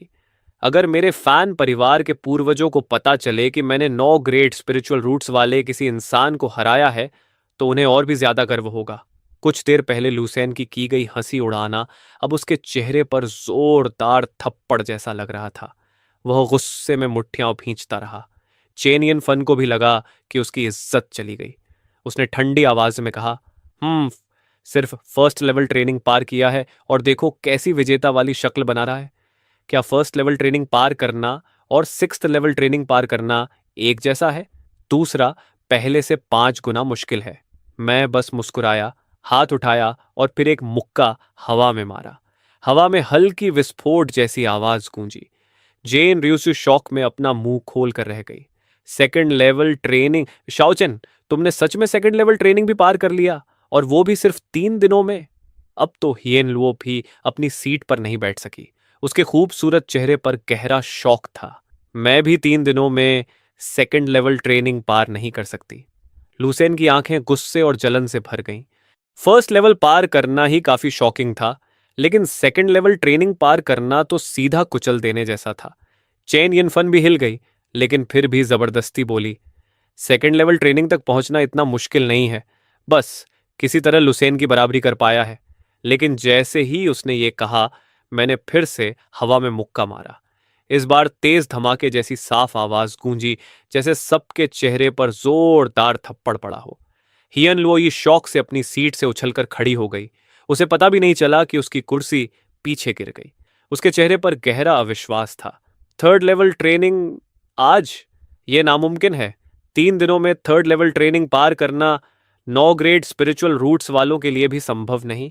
लूसेन और चेन यिनफेन दोनों मुझे घूरते हुए ठंडा पसीना बहाने लगे। मैंने अपनी कलम उठाई और धीरे से लिखा, तो क्या हुआ अगर तुम असली ड्रैगन हो? तो क्या हुआ अगर तुम्हारे पास 9 ग्रेड स्पिरिचुअल रूट्स हैं? लूसेन ने बेहद अपमान महसूस किया और गुस्से में चिल्लाया, तुम किस बात पर घमंड कर रहे हो? सुन लो, टियनजी पैविलियन के लोग रास्ते में हैं। मैं सीधे टियनजी पैविलियन में शामिल हो जाऊंगा और तुम सिर्फ थर्ड लेवल ट्रेनिंग का एक बदबूदार कीड़ा हो। तुम मेरी बराबरी करने लायक नहीं हो। चेन यिनफेन की भी आज पूरी इज्जत मिट्टी में मिल गई थी। उसने मुझे घूरते हुए चिल्लाकर कहा, अच्छा, तुम्हारे पास स्पिरिचुअल रूट्स हैं। मैं बेकार हूं, तुम बहुत महान हो ना। अगर तुम इतने ही काबिल हो तो 10 दिनों के अंदर मेरे लिए एक शानदार दहेज तैयार करो। अगर नहीं कर पाए तो मुझे एंगेजमेंट तोड़कर जेन रिज्यू की शादी किसी और से कराने का दोष मत देना। यह कहकर उसने मेज पर जोर से हाथ मारा और लूसेन को लेकर गुस्से में चली गई। मैंने बस कंधे उचका दिए और इसकी परवाह नहीं की। अगर यह पहले होता तो शायद मैं भी चिंतित होता, लेकिन अब नहीं, क्योंकि मैं एक सोल मास्टर हूं। ऐसा सोल मास्टर जो महंगी पिल्स रिफाइन कर सकता है। तभी मुझे याद आया कि कल मैंने जेमबाओ पैविलियन के मैनेजर से लक्सियन सिटी की ग्रैंड एग्जीबिशन में हिस्सा लेने का वादा किया था। यही सही मौका था high quality training medicine refine करने का। इन्हें बेचकर बहुत पैसा कमाया जा सकता था, है ना? सिटी लॉर्ड मैंशन के सामने चौड़ी सड़क के दोनों तरफ स्टॉल लगे हुए थे। आज पूरे शहर के मेडिसिन रिफाइनिंग फैमिलीज की ग्रैंड एग्जीबिशन थी। बड़े और छोटे सभी रिफाइनर्स अपने सबसे बेहतरीन मेडिसिन दिखाने आए थे। इन परिवार के हेड इंचानिन अपने स्टॉल पर सबसे ज्यादा बिकने वाली लो ग्रेड ट्रेनिंग मेडिसिन दिखा रहा था। उसके सामने लोगों की भीड़ समुद्र जैसी उमड़ी हुई थी। दूसरी तरफ वॉन परिवार का उतना ही बड़ा स्टॉल बेहद सुनसान था। ठंडा माहौल देखकर वैनसिलिन बेचैन हो गई। क्या वो एक्सपर्ट सच में आएगा? मैनेजर उसके पास खड़ा कड़वी मुस्कान के साथ बोला, ज्यादातर सोल मास्टर्स अकेले रहते हैं और अपनी मर्जी से आते जाते हैं। वो आएगा या नहीं, ये पूरी तरह उसके मूड पर निर्भर है। वह भी बहुत परेशान था। अगर वो सोल मास्टर आ गया तो वॉन परिवार को मिड ग्रेड ट्रेनिंग मेडिसिन मिलेगा और वे इन परिवार को पीछे छोड़ देंगे। लेकिन अगर वो नहीं आया तो ये एग्जीबिशन पूरी तरह इन परिवार का सोलो शो बन जाएगा। अगले साल वान परिवार के दिन और मुश्किल हो जाएंगे। उन्हें और ज्यादा बेचैन करने वाली बात यह थी कि इन परिवार ने शायद और भी ताकतवर स्किल एक्टिवेट कर ली थी। खबर थी कि इंचानिन ने सफलतापूर्वक एक mid grade training medicine refine कर ली है। भले ही उसकी सक्सेस रेट सिर्फ 1% हो, लेकिन अगर यह खबर फैल गई तो बहुत बड़ा सनसनी मच जाएगी। वान परिवार के पास अब सिर्फ एक ही रास्ता था, उस सोल मास्टर का सहारा लेना। उसी समय काले चोगे में मैं धीरे धीरे वान परिवार के स्टॉल पर चढ़ा। कमांडर हांग इधर उधर टहल रहा था। जैसे ही उसने काले कपड़ों वाली मेरी परछाई देखी, उसकी भौहें सिकुड़ गईं। तुम? मैनेजर ने भी तुरंत मेरे कपड़े पहचान लिए और उसका दिल तेजी से धड़कने लगा। मिस, क्या यही वो सोल एक्सपर्ट है? कमांडर हैंग अंदर से कांप उठा और जल्दी से आगे बढ़कर सम्मान से झुक गया। कमांडर हैंग, एक्सपर्ट को मेरा प्रणाम। मैनेजर ने जल्दी से परिचय करवाया। एक्सपर्ट, ये मेरी वॉन फैमिली की बड़ी मिस है, जो फैमिली अफेयर्स की वाइस प्रेसिडेंट हैं। मैंने वान परिवार के मामलों में कोई दिलचस्पी नहीं दिखाई और भारी आवाज में सीधे पूछा, तुम लोग अल्केमी बिजनेस का कितना हिस्सा संभाल सकते हो? कमांडर हैंग ने अपनी भावनाएं छिपा ली। ये सोल मास्टर सच में वन परिवार के साथ सहयोग करना चाहता है। उसकी आंखें हल्की सी हिलीं और उसने कहा, हमारी वॉन फैमिली ने मार्केट प्राइस के हिसाब से 1 लाख सिल्वर टेल्स तैयार किए हैं। हम 10th rank mid grade Alchemy business संभाल सकते हैं। यह सुनकर मैंने हल्का सा भौहें सिकोड़ ली। मेरे पास अभी मिड ग्रेड अल्केमी थी ही नहीं, मेरे पास सिर्फ हाई ग्रेड थी। जब मैंने कुछ नहीं कहा तो कमांडर वॉन को लगा शायद उसने पर्याप्त पैसे तैयार नहीं किए। उसने जल्दी से जोड़ा, एक्सपर्ट, शायद आपको पता न हो, हमारी वैन फैमिली आपका एल्केमी बिजनेस 10,000 सिल्वर टेल्स प्रति बोतल के हिसाब से खरीद रही है। यह बिल्कुल उचित कीमत है। सामने इन परिवार ऑलरेडी मिड ग्रेड अल्केमी बना चुका है। अगर भविष्य में दोनों परिवार कंपीट करेंगे तो सेलिंग प्राइस निश्चित रूप से 10,000 से नीचे गिर जाएगी। हमारी वॉन फैमिली पॉपुलैरिटी कमाने के लिए घाटा उठाने को भी तैयार है। मैंने शांत स्वर में कहा, मैं मिड ग्रेड प्रोडक्ट्स नहीं बेचता। यह सुनते ही मैनेजर के माथे पर पसीना आ गया। उसने साफ साफ कहा था कि वह इस सोल मास्टर को मौके पर मिड ग्रेड एल्केमी बेचने के लिए बुलाएगा। तभी मैंने चुपचाप एक बोतल निकाली, उसे अपनी हथेली में घुमाया और कहा, मैं सिर्फ यह बेचता हूं। कमांडर वान और मैनेजर ने एक साथ देखा। कमांडर वान किसी तरह शांत रहा, लेकिन अंदर से हिल गया, जबकि मैनेजर सीधे चिल्ला पड़ा, हाई ग्रेड अल्केमी एक्सपर्ट, आप हमें यह बेचने वाले हैं? मैंने पूछा, तुम लोग खरीदना नहीं चाहते? मैनेजर तुरंत बोला, नहीं नहीं, ऐसा नहीं है, हम जरूर खरीदना चाहते हैं। यह हाई ग्रेड अल्केमी है। सिर्फ लक्सियन सिटी ही नहीं, आसपास के शहरों में भी ऐसी टॉप क्वालिटी स्पिरिचुअल मेडिसिन कभी नहीं दिखी। इसके साथ वॉन फैमिली तुरंत मशहूर हो जाएगी, इन फैमिली का मार्केट शेयर छीन लेगी और लक्ष्यन सिटी की नंबर 1 अल्केमी फैमिली बन जाएगी। इन फैमिली की मिड ग्रेड अल्केमी इसके सामने कुछ भी नहीं है। लेकिन फिर मैनेजर चिंतित होकर बोला, एक्सपर्ट, आप हर बोतल की कीमत कितनी रखेंगे? ये बहुत महंगी चीज है। मैंने सुना है दूर की जगहों पर इसकी एक बोतल 50,000 सिल्वर टेल्स तक बिकती है। अगर आपने बहुत ऊंची कीमत मांगी तो हमारी वान फैमिली ज्यादा मात्रा में इसे खरीद नहीं पाएगी। मैंने हल्के से कहा, 10,000 सिल्वर टेल्स। कमांडर वान की आंखों में गहरी शंका चमकी। एक्सपर्ट, आपको पता है मिड ग्रेड एल्केमी भी 10,000 सिल्वर टेल्स की होती है? उसे लगा शायद मेरा कोई और मकसद है। तभी मैंने 3 और बोतलें निकालकर सामने रख दी और शांत स्वर में कहा, मेरी सिर्फ एक शर्त है, इन परिवार को बर्बाद कर दो। कमांडर वान को तुरंत सब समझ आ गया, इसलिए यह एक्सपर्ट इतनी सस्ती कीमत पर बेच रहा था क्योंकि उसकी इन परिवार से दुश्मनी थी। इन परिवार ने सच में गलत इंसान को नाराज कर दिया था। उन्होंने 2nd रैंक सोल मास्टर को उकसाने की हिम्मत कैसे की? उसने तुरंत फैसला किया, अगर एक्सपर्ट लंबे समय तक इतनी कम कीमत पर हाई ग्रेड एल्केमी सप्लाई कर सकता है तो इन परिवार को गिराना कोई मुश्किल नहीं। मैंने सिर हिलाया और कहा, ठीक है, मुझे अल्केमी मटेरियल्स दो और मैं अभी तुम्हारे लिए बड़ी मात्रा में हाई ग्रेड अल्केमी बनाऊंगा। कमांडर वॉन ने तुरंत मटेरियल्स और एल्केमी रूम तैयार करने का आदेश दिया। दोपहर तक एग्जीबिशन अपने सबसे बड़े रश पर पहुंच गई। तभी इंचानन जोर जोर से हंसने लगा। सभी लोग सुनिए, मैं एक बड़ी खबर बताना चाहता हूं। हमारी इन फैमिली ने सफलतापूर्वक मिड ग्रेड अल्केमी बना ली है। इसकी कीमत 13,000 सिल्वर टेल्स होगी। भीड़ में जोरदार शोर मच गया। भले ही यह मार्केट प्राइस से महंगी थी, लेकिन मिड ग्रेड अल्केमी ऐसी चीज थी जिसकी डिमांड ज्यादा और सप्लाई बहुत कम थी। खरीद पाना ही किस्मत की बात थी, इसलिए थोड़ी महंगी होने पर भी लोग तैयार थे। अपने स्टॉल की तरफ उमड़ती भीड़ देखकर इंचानन जोर से हंसा। जब से पैन फू आया था, इन परिवार की किस्मत लगातार चमक रही थी। तभी कमांडर हैंग भी मुस्कुराते हुए एक लाल कपड़े से ढकी ट्रे लेकर आगे आया और बोला, सभी लोग, हमारी वैन फैमिली भी एक अच्छी खबर बताना चाहती है। इंचैनन चौंक गया। उसने भौहें सिकोड़कर कहा, यह लड़की कोई चाल चल रही है, सिर्फ मेरी इन फैमिली का मुकाबला करना चाहती है। इसके लिए असली ताकत चाहिए। उसके बोल खत्म भी नहीं हुए थे कि कमांडर हैंग के होंठ हल्के से ऊपर उठे और उसने सीधे कहा, आज से वॉन फैमिली सीमित मात्रा में हाई ग्रेड रिफाइनिंग एसेंस उपलब्ध कराएगी। फिर उसने लाल कपड़ा हटाया और हाई ग्रेड रिफाइनिंग एसेंस की बोतल सबके सामने आ गई। पूरा माहौल धमाके की तरह फट पड़ा। इंचानन समझ ही नहीं पाया कि वॉन परिवार ने एक रात में हाई ग्रेड रिफाइनिंग एसेंस कहां से ला दी। वह सच में डर गया जब उसने देखा कि उसके स्टॉल के सामने खड़े सारे ग्राहक दूसरी तरफ भाग रहे हैं। तो वह जल्दी से चिल्लाया, इतना एक्साइटेड मत होइए। हाई ग्रेड रिफाइनिंग एसेंस की कीमत कम से कम 50,000 सिल्वर टेल्स होती है। क्या आप लोग अफोर्ड कर सकते हैं? यह सुनकर कई लोग रुक गए और शर्मिंदा चेहरे बनाने लगे। सच में इतनी कीमती चीज आम लोग खरीद ही नहीं सकते थे। बेहतर है लो ग्रेड और मिड ग्रेड एसेंस ही खरीदी जाए। लेकिन कमांडर वॉन के होंठ फिर से मुस्कुराहट में उठे और उसने कहा, पुराने और नए ग्राहकों का धन्यवाद करने के लिए वॉन फैमिली घोषणा करती है कि अगले 1 महीने तक हाई ग्रेड रिफाइनिंग एसेंस की कीमत सिर्फ 12,000 सिल्वर टेल्स होगी। उसने यह कीमत बहुत सोच समझकर तय की थी। 10,000 एक्सपर्ट को जाएंगे, 1,000 मटेरियल्स का खर्च था और वॉन फैमिली को सिर्फ 1,000 सिल्वर टेल्स का छोटा सा प्रॉफिट मिलेगा।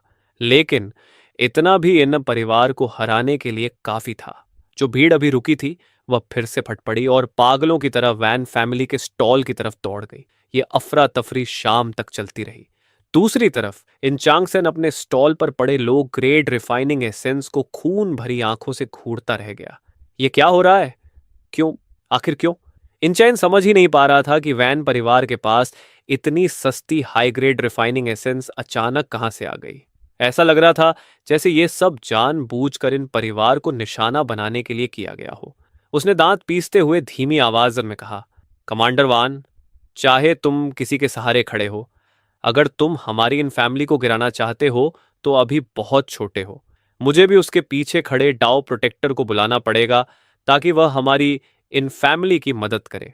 दूसरी तरफ वान परिवार के अस्थाई तंबू में मैं आराम से चाय की चुस्की लेकर गला तर कर रहा था। सिर्फ एक दिन में मैंने कुल 50 बोतल हाई ग्रेड रिफाइनिंग एसेंस और 10 बोतल एक्सलेंट ग्रेड रिफाइनिंग एसेंस बना ली थी। एक्सलेंट ग्रेड एसेंस मैंने खुद के लिए रख ली और हाई ग्रेड एसेंस वॉन परिवार को 5 लाख सिल्वर टेल्स में बेच दी। तभी कमांडर हैंग लड़खड़ाते हुए बैंक नोट्स हाथ में लिए अंदर आया। उसके शरीर से हल्की खुशबू आ रही थी। उसने सम्मान से कहा, सीनियर, ये आपके 5 लाख सिल्वर टेल्स के बैंक नोट्स हैं। मैं बिना कोई भाव दिखाए उन्हें लेकर अपने कपड़ों में रख लिया और कहा, कल मैं हाई ग्रेड रिफाइनिंग एसेंस का एक और बैच बनाऊंगा। बस सिल्वर और मटेरियल्स तैयार रखना। इतना कहकर मैं जाने के लिए उठा। तभी कमांडर हैंग ने जल्दी से कहा, सीनियर, कृपया रुकिए। उसकी आंखों में समझदारी की चमक थी। हाई ग्रेड रिफाइनिंग एसेंस इन परिवार के आधे साम्राज्य को गिराने के लिए काफी है, लेकिन उनके पास अभी भी लो ग्रेड एसेंस है, इसलिए वे पूरी तरह खत्म नहीं होंगे। मैंने थोड़ा सोचा और उसकी बात समझ गया। आखिर हाई ग्रेड एसेंस सिर्फ कुछ ही वॉरियर्स खरीद सकते थे। ज्यादातर लोग अभी भी लो ग्रेड एसेंस ही खरीदते थे। इन परिवार लूसन को सपोर्ट करने के लिए हमें दबाने में कोई कसर नहीं छोड़ रहा था। इसका हिसाब तो मुझे बराबर करना ही था। कमांडर हैंग ने सावधानी से पूछा, सीनियर, क्या आप कुछ लो ग्रेड रिफाइनिंग एसेंस भी बना सकते हैं? मैं कुछ देर चुप रहा। ऐसा नहीं था कि मैं लो ग्रेड एसेंस नहीं बना सकता था, लेकिन उसकी डिमांड बहुत ज्यादा थी। अगर मैं दिन रात भी रिफाइन करता तब भी मार्केट की डिमांड पूरी नहीं होती। मेरी सबसे बड़ी प्रायोरिटी कल्टीवेशन थी। सिर्फ इन परिवार से निपटने के लिए इतना समय बर्बाद करना सही नहीं था। तभी कमांडर हैंग ने पूछा, सीनियर, अगर कुछ रिफाइनिंग अप्रेंटिसेस तैयार किए जाए तो कैसा रहेगा? मैं अचानक सोच में पड़ गया। माफ करना, मैं यही सोच रहा था कि क्या कुछ रिफाइनिंग अप्रेंटिसेस तैयार किए जाएं जो सिर्फ लो ग्रेड एसेंस बनाए। लेकिन यह काम बहुत मुश्किल है। सही लोगों का चुनाव भी बड़ी समस्या है। जब समय मिलेगा तब इस बारे में विस्तार से बात करेंगे। मैंने आसमान की तरफ देखा, फिर उठकर वहां से निकल गया। कमांडर हैंग अंदर से बहुत उत्साहित था। आखिर इंचानन सिर्फ अपने फैमिली ट्रेजर्स की मदद से रिफाइनिंग अप्रेंटिस के स्तर तक पहुंचा था। अगर वान परिवार के पास खुद के रिफाइनिंग अप्रेंटिसेस हो जाएं, तो उन्हें भविष्य में कभी चिंता नहीं करनी पड़ेगी। उसने मन ही मन सोचा, जब वह कल मेरी मैंशन आएगा, मैं उसका असली चेहरा जरूर देखूंगा। होप ब्रेकिंग क्रिस्टल हमारे वान परिवार का ट्रेजर है। चेन, जल्दी जाओ और होप ब्रेकिंग क्रिस्टल ले आओ। वह किसी भी डिस्गाइज को देख सकता है। मैं उस रिफाइनर का असली चेहरा देखना चाहती हूँ। एग्जीबिशन छोड़ने के बाद मैं सीधे हायन रेजिडेंस नहीं गया, बल्कि सिटी लॉर्ड मैंशन के पास पहुंचा। मैंने वह टोकन निकाला जो मुझे स्पाइरल हैप्पीनेस पैलेस के लोगों की लाश से मिला था। गार्ड लीडर ने टोकन देखते ही सम्मान से कहा, इतनी कम उम्र में तुम स्पाइरल हैप्पीनेस पैलेस के लोगों को मार सकते हो, सच में कमाल हो। स्पाइरल हैप्पीनेस पैलेस एक ईवल ऑर्गेनाइजेशन थी जो चंगवन सेक्ट के इलाके में फैली हुई थी। वे जलाते, मारते, लूटते और हर तरह की बुराई करते थे। उनकी कई ब्रांचेस थीं। चंगवन सेक्ट ने उन्हें खत्म करने के लिए कई बार रेड की, लेकिन पूरी तरह मिटा नहीं पाई। मजबूर होकर सेक्ट ने अलग अलग सिटी लॉर्ड मैंशंस को रिवॉर्ड मिशंस जारी करने का आदेश दिया। लेकिन स्पाइरल हैप्पीनेस पैलेस के लोग इतने खतरनाक थे कि आम वॉरियर्स उनसे उलझने की हिम्मत नहीं करते थे, इसलिए बहुत कम लोग मिशन पूरा कर पाते थे। गार्ड लीडर बोला, तुम्हें डार्क क्लाउड स्पिरिचुअल पूल में एक बार कल्चरेशन करने का अधिकार है, मेरे साथ चलो। उसके पीछे चलते हुए मैं सिटी लॉर्ड मैंशन के एक कोने में पहुंचा। वहां दो सीक्रेट चैम्बर्स थे और उनके नीचे डार्क क्लाउड स्पिरिचुअल पूल था, जहां से लगातार घनी स्पिरिचुअल ऑनरा निकल रही थी।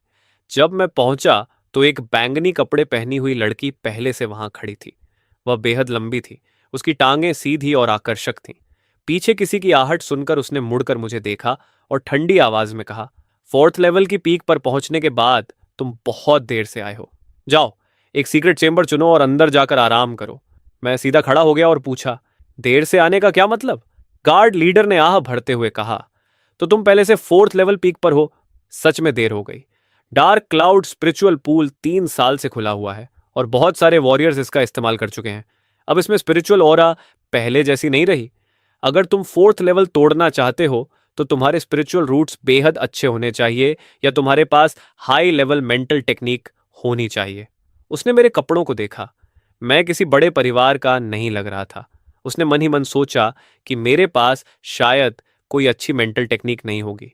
उसने धीरे से कहा, खैर, तुम आ ही गए हो तो अंदर जाकर कोशिश कर लो।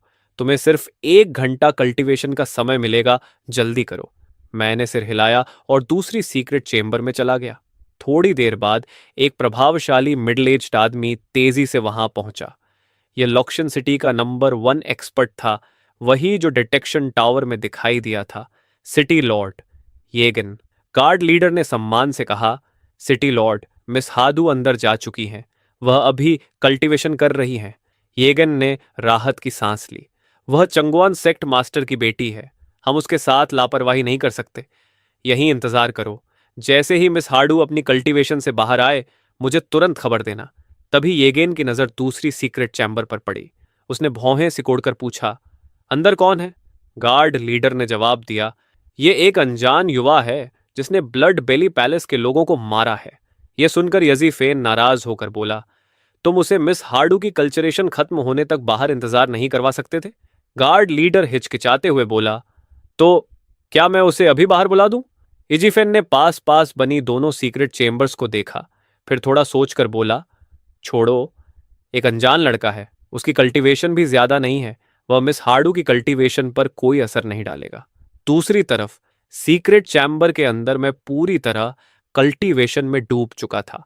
मेरी पारदर्शी स्पिरिचुअल रूट्स किसी विशाल पेड़ की जड़ों की तरह, पागलों की तरह आसपास की स्पिरिचुअल ऑरा को निगल रही थी।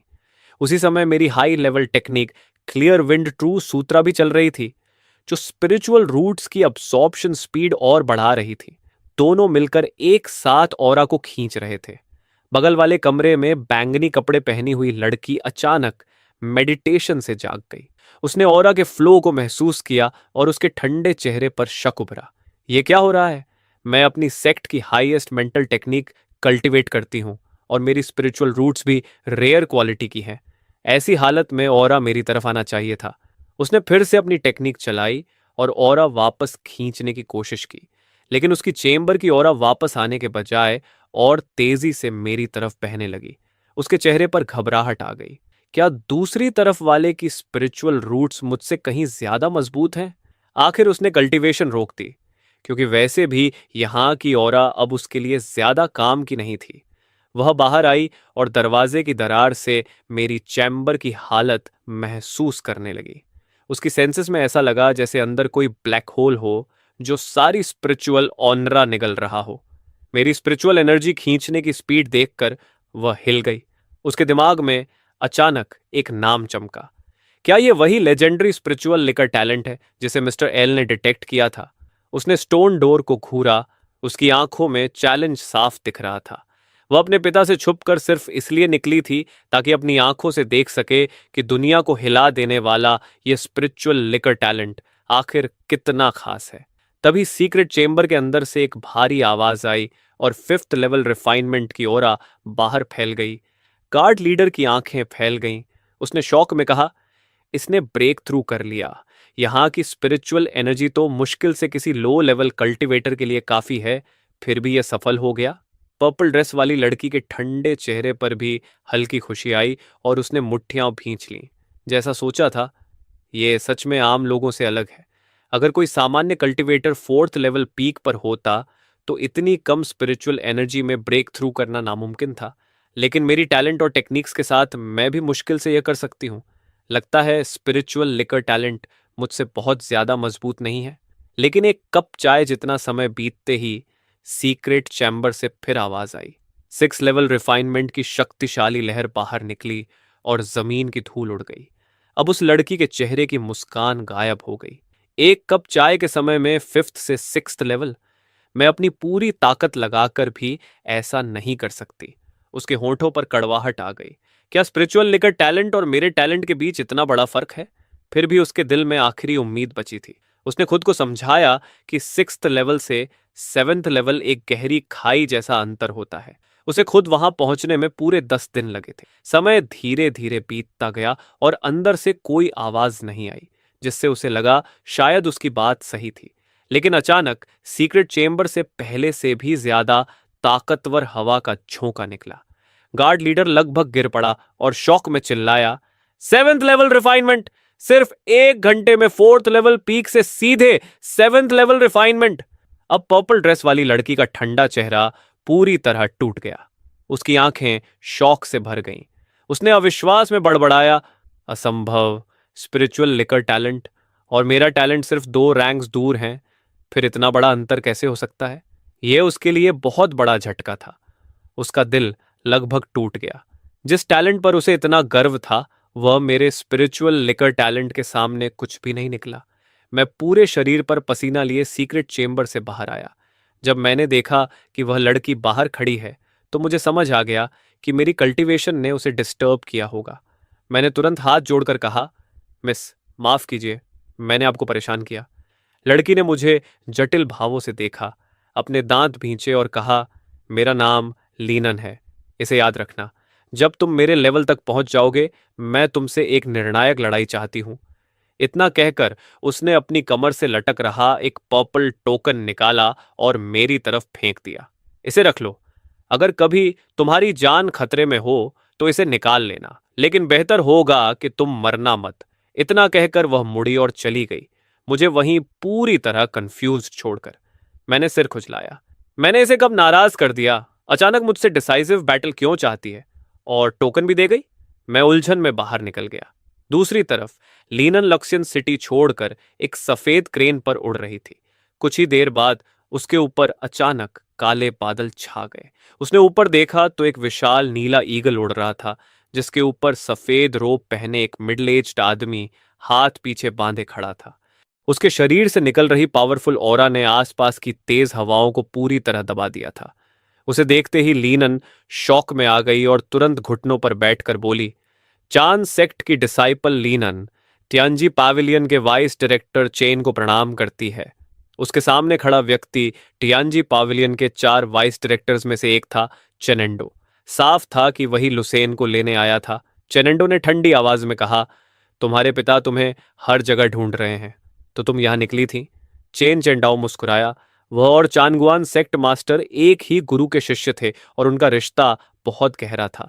जब लुसेन को खबर मिली कि उसकी बेटी घर से भाग गई है तो उसने चेन चेन डाओ से कहा था कि अगर उसका कोई सुराग मिले तो ध्यान रखे। चेन चेन डाओ ने नीचे लक्सियन सिटी की तरफ देखा और तुरंत समझ गया कि लियू किंग सियान यहां क्यों आई थी। वह उत्सुक होकर पूछ बैठा, तो क्या तुम उस स्पिरिचुअल लिकर टैलेंट से मिली? कैसा था वो?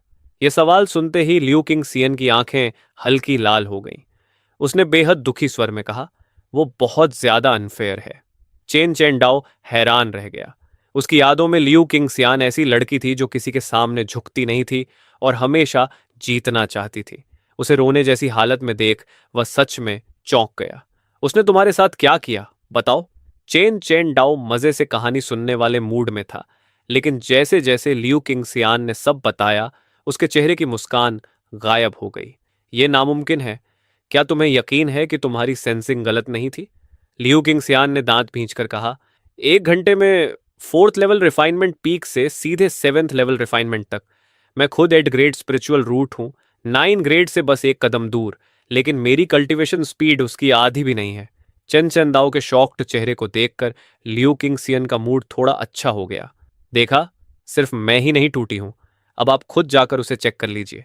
वैसे भी मैंने उसे इंजन ऑर्डर दे दी है, पहचानना आसान होगा। ठीक है, मैं चलती हूं। यह कहकर वह सफेद क्रेन पर बैठी मछुआरों का गाना गुनगुनाते हुए उड़ गई और चेन चेन डाओ को वहीं शॉक्ड छोड़ गई। उसने मन ही मन सोचा, क्या 9 ग्रेड और 8 ग्रेड के बीच का फर्क सच में इतना बड़ा हो सकता है? मुझे खुद देखना होगा। जब मैं हायन मैंशन वापस लौटा तो देखा कि सर्वेंट्स फूलों के गमले सजा रहे थे, मेज कुर्सियां साफ कर रहे थे। यहां तक कि जियन जेनियन, जो परिवार का पेट्रियार्क था, खुद काम कर रहा था और जियान रुस्यू भी उसकी मदद कर रही थी। मैंने हैरानी से पूछा, क्या हो रहा है? मुझे देखते ही हियान जेनियान ने नाराज होकर कहा, वहां खड़े क्या हो, जल्दी आकर मदद करो। जियान रूसुए ने मुझे एक कपड़ा पकड़ा दिया। सिटी लॉर्ड ने अभी खबर भेजी है कि तियानजी पैविलियन के बड़े लोग आ रहे हैं। तभी जियान लूसन हाथ पीछे बांधे हुए घमंडी अंदाज में बाहर आया। फान चेन, वहां क्या खड़ा है? जल्दी मेरे लिए काम कर।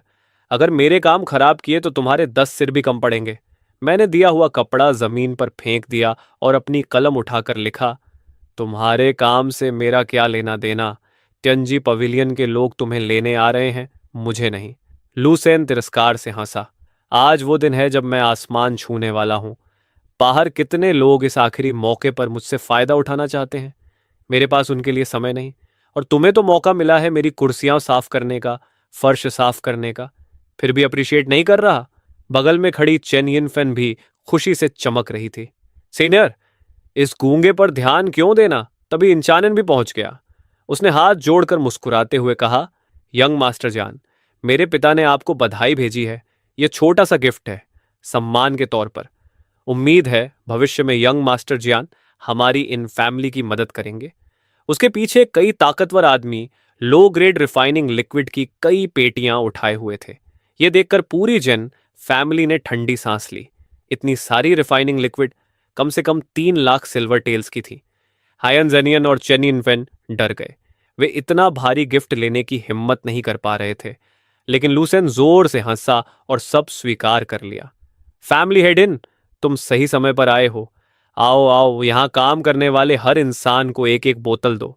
फिर उसने मेरी तरफ देखकर तिरस्कार से कहा, लेकिन उस गूंगे को कुछ मत देना।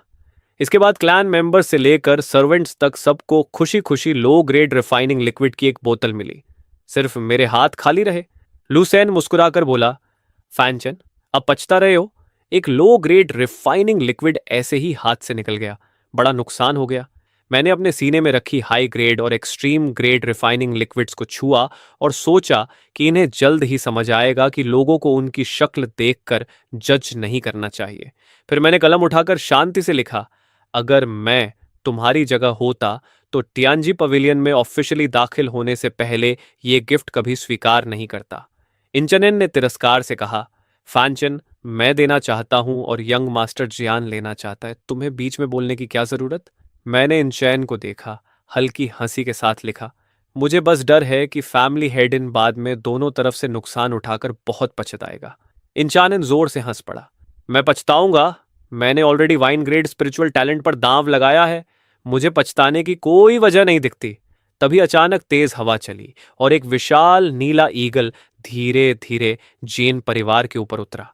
उसके ऊपर खड़ा आदमी इतनी भयानक ऑरा छोड़ रहा था कि सबकी सांसें अटक गईं। वह हवा में खड़ा हो गया। लूसन ने उत्साह से कांपते हुए फैंचन की तरफ देखा और कहा, फैंचन, मेरा ग्लोरी मोमेंट आ गया है। ध्यान से देखो कैसे मैं कार्प की तरह ड्रैगन गेट पार करके 9 हेवंस का असली ड्रैगन बनता हूं। चेन जनगांव के आने पर हियन जनियांग, लुसेन और पूरा जियान परिवार घर के बाहर घुटनों पर बैठकर उसका स्वागत करने लगा। सभी लोग शॉक्ड थे। उन्हें लगा था कि कोई साधारण डीकन आएगा, लेकिन कौन सोच सकता था कि खुद तियंजी पाविलियन का वाइस चीफ आएगा। इससे सब और भी ज्यादा डर और सम्मान से भर गए। यह साफ था कि टियंजी पाविलियन वाइन ग्रेड स्पिरिचुअल टैलेंट को उम्मीद से कहीं ज्यादा महत्व देता है। चेन चेनेदाओ ने बेसब्री से पूछा, तुम लोगों में वाइन ग्रेड स्पिरिचुअल टैलेंट कौन है? 1 घंटे में लगातार 3 लेवल्स तोड़ने वाली बात उसके दिमाग में घूम रही थी। सबकी नजरें तुरंत लूसन पर टिक गईं। लूसन गर्व से मुस्कुराया, आगे बढ़ा और सम्मान से झुक गया। यह युवा लूसन वाइस पवेलियन मास्टर चेन को प्रणाम करता है। यह सुनते ही चेन सिनेदाओ तुरंत आगे बढ़ा और उसे खुद उठाया। वह बार बार सिर हिलाकर उसकी तारीफ करने लगा। बुरा नहीं, बिल्कुल बुरा नहीं। सच में एक प्रॉमिसिंग युवा हो। लूसन खुश होकर अंदर ही अंदर फूल गया। उसने कभी नहीं सोचा था कि वाइस पवेलियन मास्टर चेन उसके साथ इतना अच्छा व्यवहार करेगा, जिससे वह थोड़ा नर्वस भी हो गया। चेन सेनेदाओ मुस्कुराया और लूसेन का हाथ पकड़कर बोला, नर्वस मत हो। अगर ध्यान से सोचो तो हम लगभग एक ही इलाके के हैं। 30 साल पहले मेरा जन्म पास के बिलियो सिटी में हुआ था। जब मेरा 8th grade spiritual talent detect हुआ था, तब मैंने भी टियंजी पवेलियन को हिला दिया था। और अब 30 साल बाद तुम्हारा 9th ग्रेड स्पिरिचुअल टैलेंट फिर से टियांजी पेविलियन को शॉक दे रहा है। यह हमारी किस्मत है। यह सुनते ही सबको समझ आ गया कि चेन चेनेदाओ वही लेजेंडरी जीनियस था जिसका कभी 8th grade black spiritual talent detect हुआ था। और अब उसका खुद आगे बढ़कर लूसेन से दोस्ती करना सबके लिए साफ संकेत था कि लूसेन जब टियांजी पवेलियन जाएगा तो उसे चेन चेनेदाओ की खास प्रोटेक्शन मिलेगी। इसका मतलब लूसेन का फ्यूचर लगभग लिमिटलेस था। इंचनेन ने उत्साह में मुट्ठियां भींच लीं और खुद से बड़बड़ाया, मैंने कहा था ना, इंचानन कभी गलत फैसला नहीं करता। लूसन जैसे टैलेंट पर दांव लगाना मेरी जिंदगी का सबसे सही फैसला है। चेन सेनेडाओ और लूसन काफी देर तक बातें करते रहे।